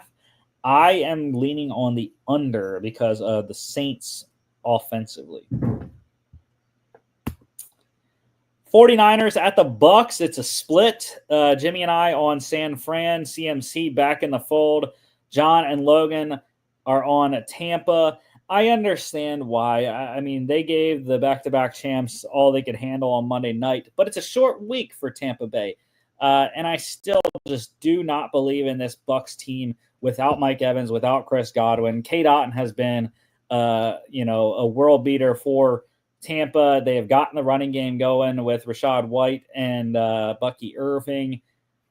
Not really on Monday, but overall they have. I just can't pick against San Fran. They are in a world of hurt at 500. They're only a half game out of the division lead right now. So they have everything in front of them.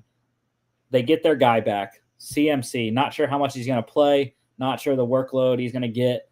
But getting CMC back just,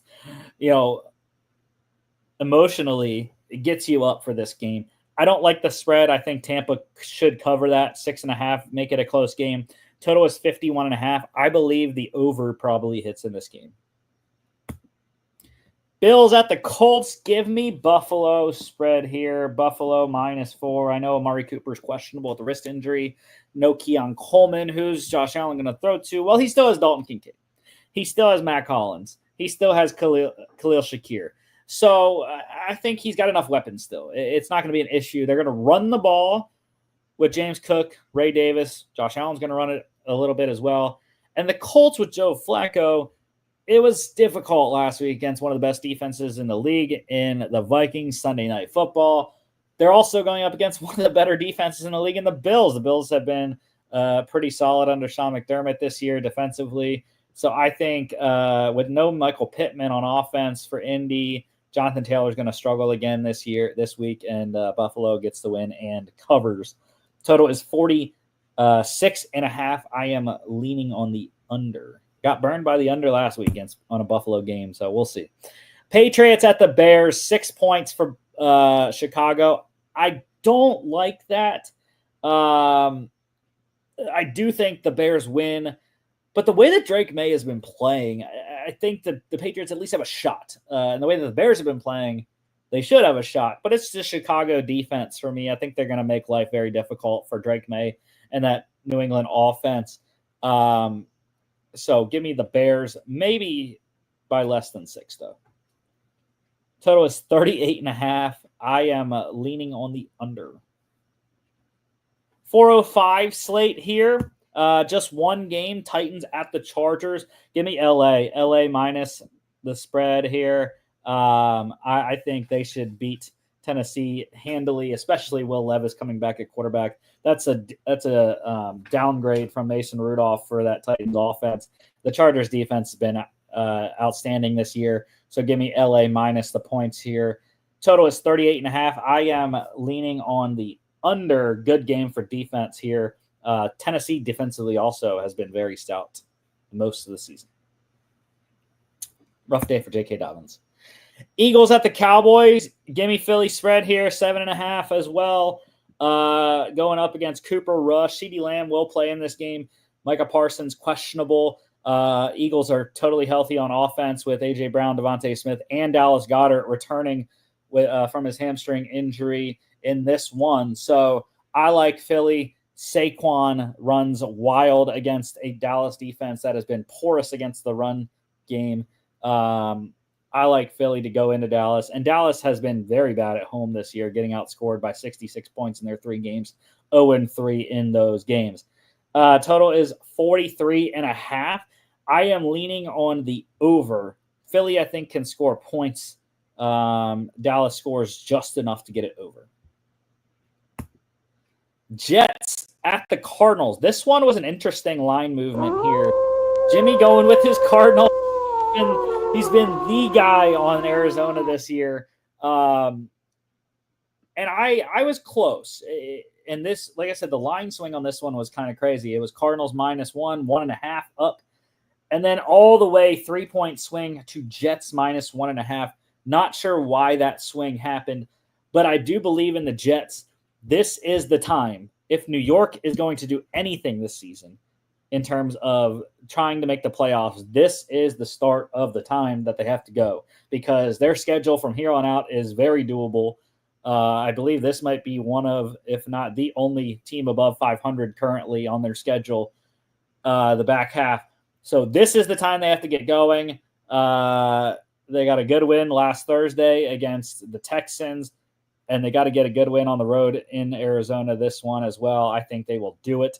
The Rodgers to Adams connection has finally blossomed, and the defense is continuing to stay to play well. So I like the Jets. Give me the Jets -1.5. We'll just go money line just to make it a lot easier. That 1.5. Don't want to screw us there. So just go Jets money line on this one. Total is 46.5. I am leaning on the under just because of that Jets defense. And Kyler did not play very well last week, despite the Cardinals winning by 20. Sunday Night Football, the Lions at the Texans. And Detroit is 4-point favorites now. I like Detroit -3. I'm buying a whole point to get to 3. And look, I think this Lions team, they have been pretty much unstoppable offensively, and it's going to be a tough test against this Texans defense that is rested coming off the Thursday night matchup last week. But I think this Texans team just has not been the same offensively. Tank Dell is questionable. Nico Collins questionable. If Nico doesn't play, it's going to be another tough game for the Texans offensively. They're just not the same without him. So that's why I like Detroit here. Total is 48.5. I can see this one going over. But I'm going to go lean on the under. 8:20 p.m. NBC and Peacock. Best bets of the week. Hey, it was another good week. 2-1 last week. 18-8-1 overall. This season has been very good on the best bets. Last week, I lost. The Broncos got killed by the Ravens, +9.5 at Baltimore. But I won the other two. Chargers -1.5 at the Browns. Commanders -3 at the Giants. Got another 3 favorites here this week. And I know this line was the early week line. Vikings -4.5 at the Jags. I don't care. I like the 7 that it is right now, or 6.5. So give me Vikings -6.5.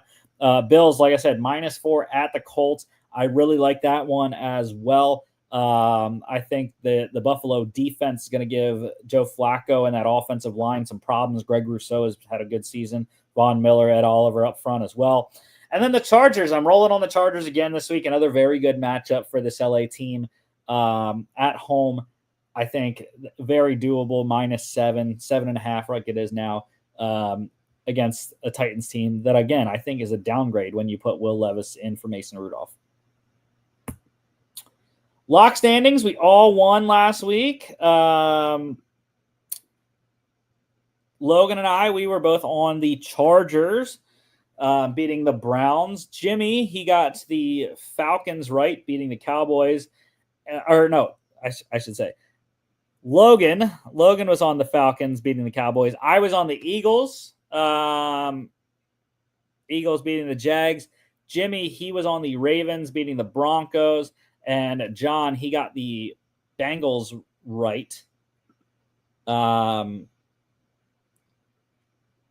Beating the Raiders last week.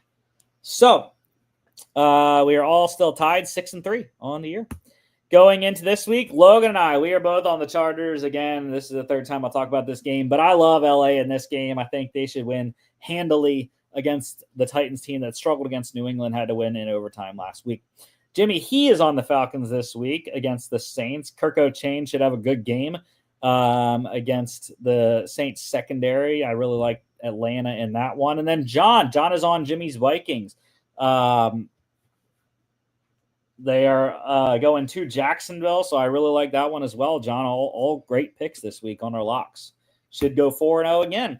Dog standings. Jimmy was the winner last week, 2-0. He got the Panthers right, +7 against the Saints last week, winning outright. John, another tough one, 0-2. Went with the Bears, +1.5 at the Cardinals. They lost by 20.